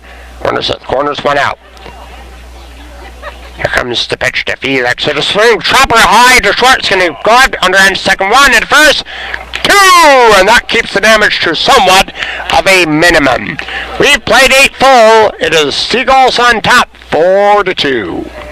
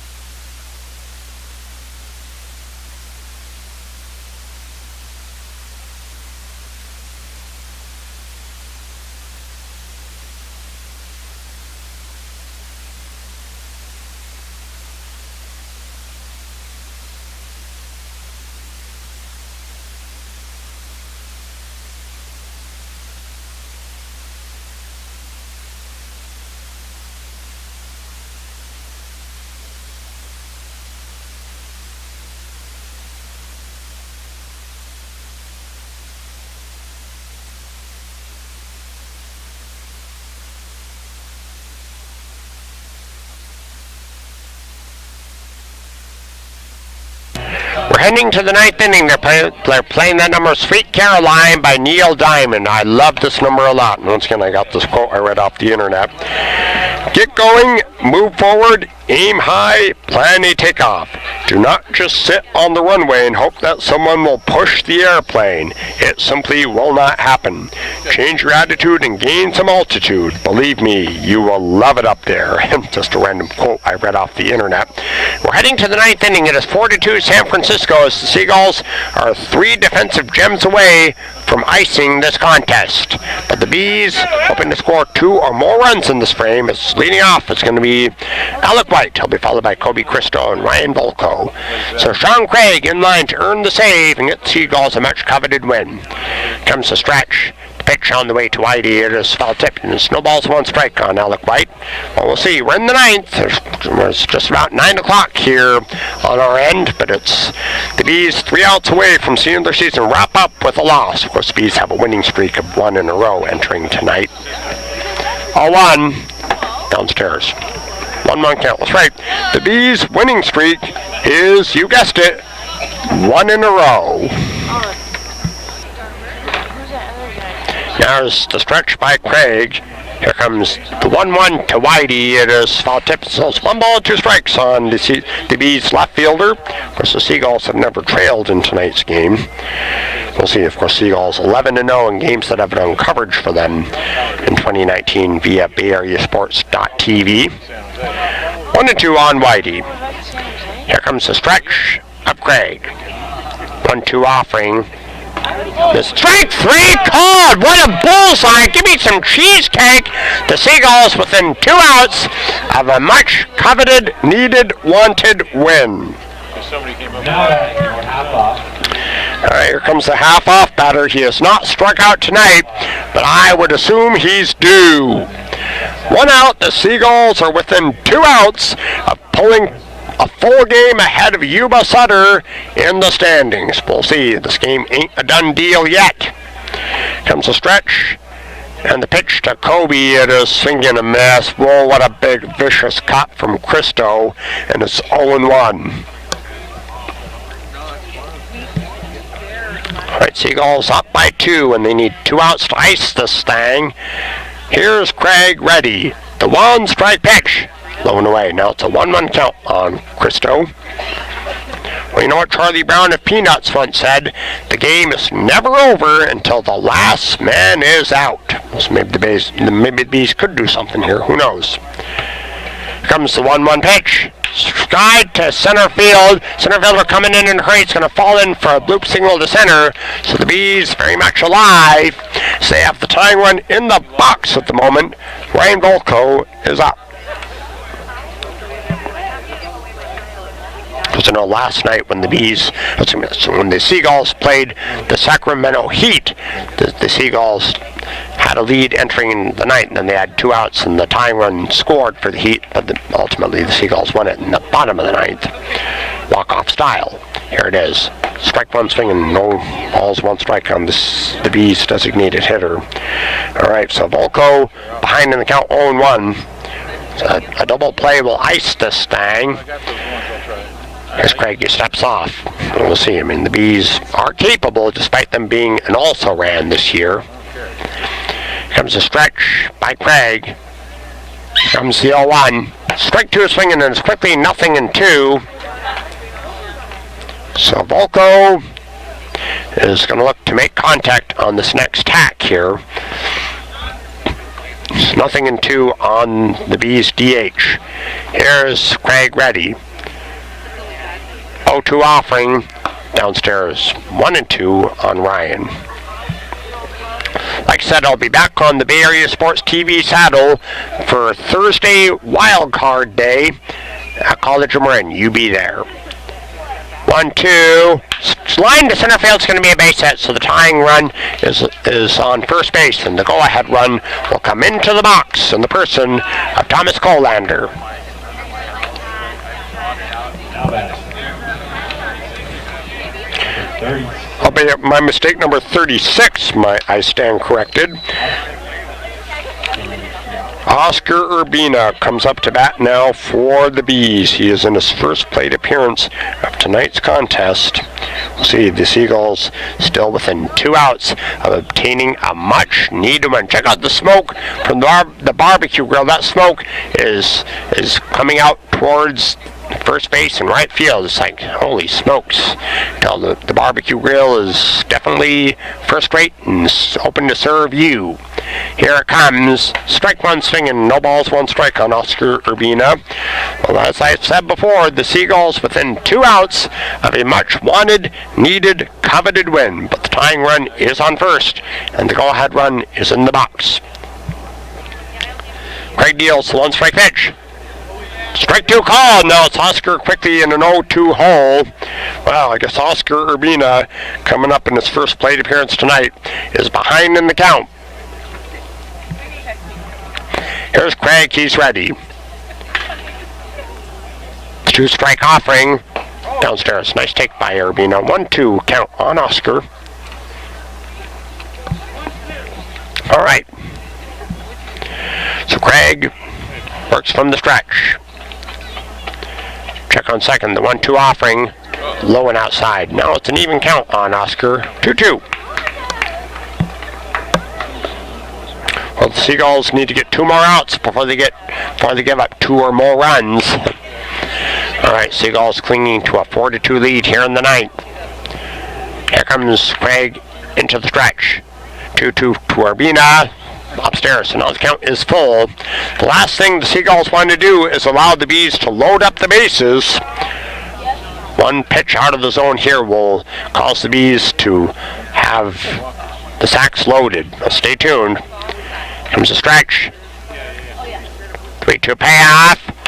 Swinging a foul, so still 3-2 on Urbina. 1 away. First and second for the Bees as it's 4-2 San Francisco here in the 9th. Tying run currently on first base. Go-ahead run is in the batter's box. Oscar Urbina with full count. Comes a stretch by Craig. They're dancing off second. 3-2. High ball force of the rock. Juices the bat.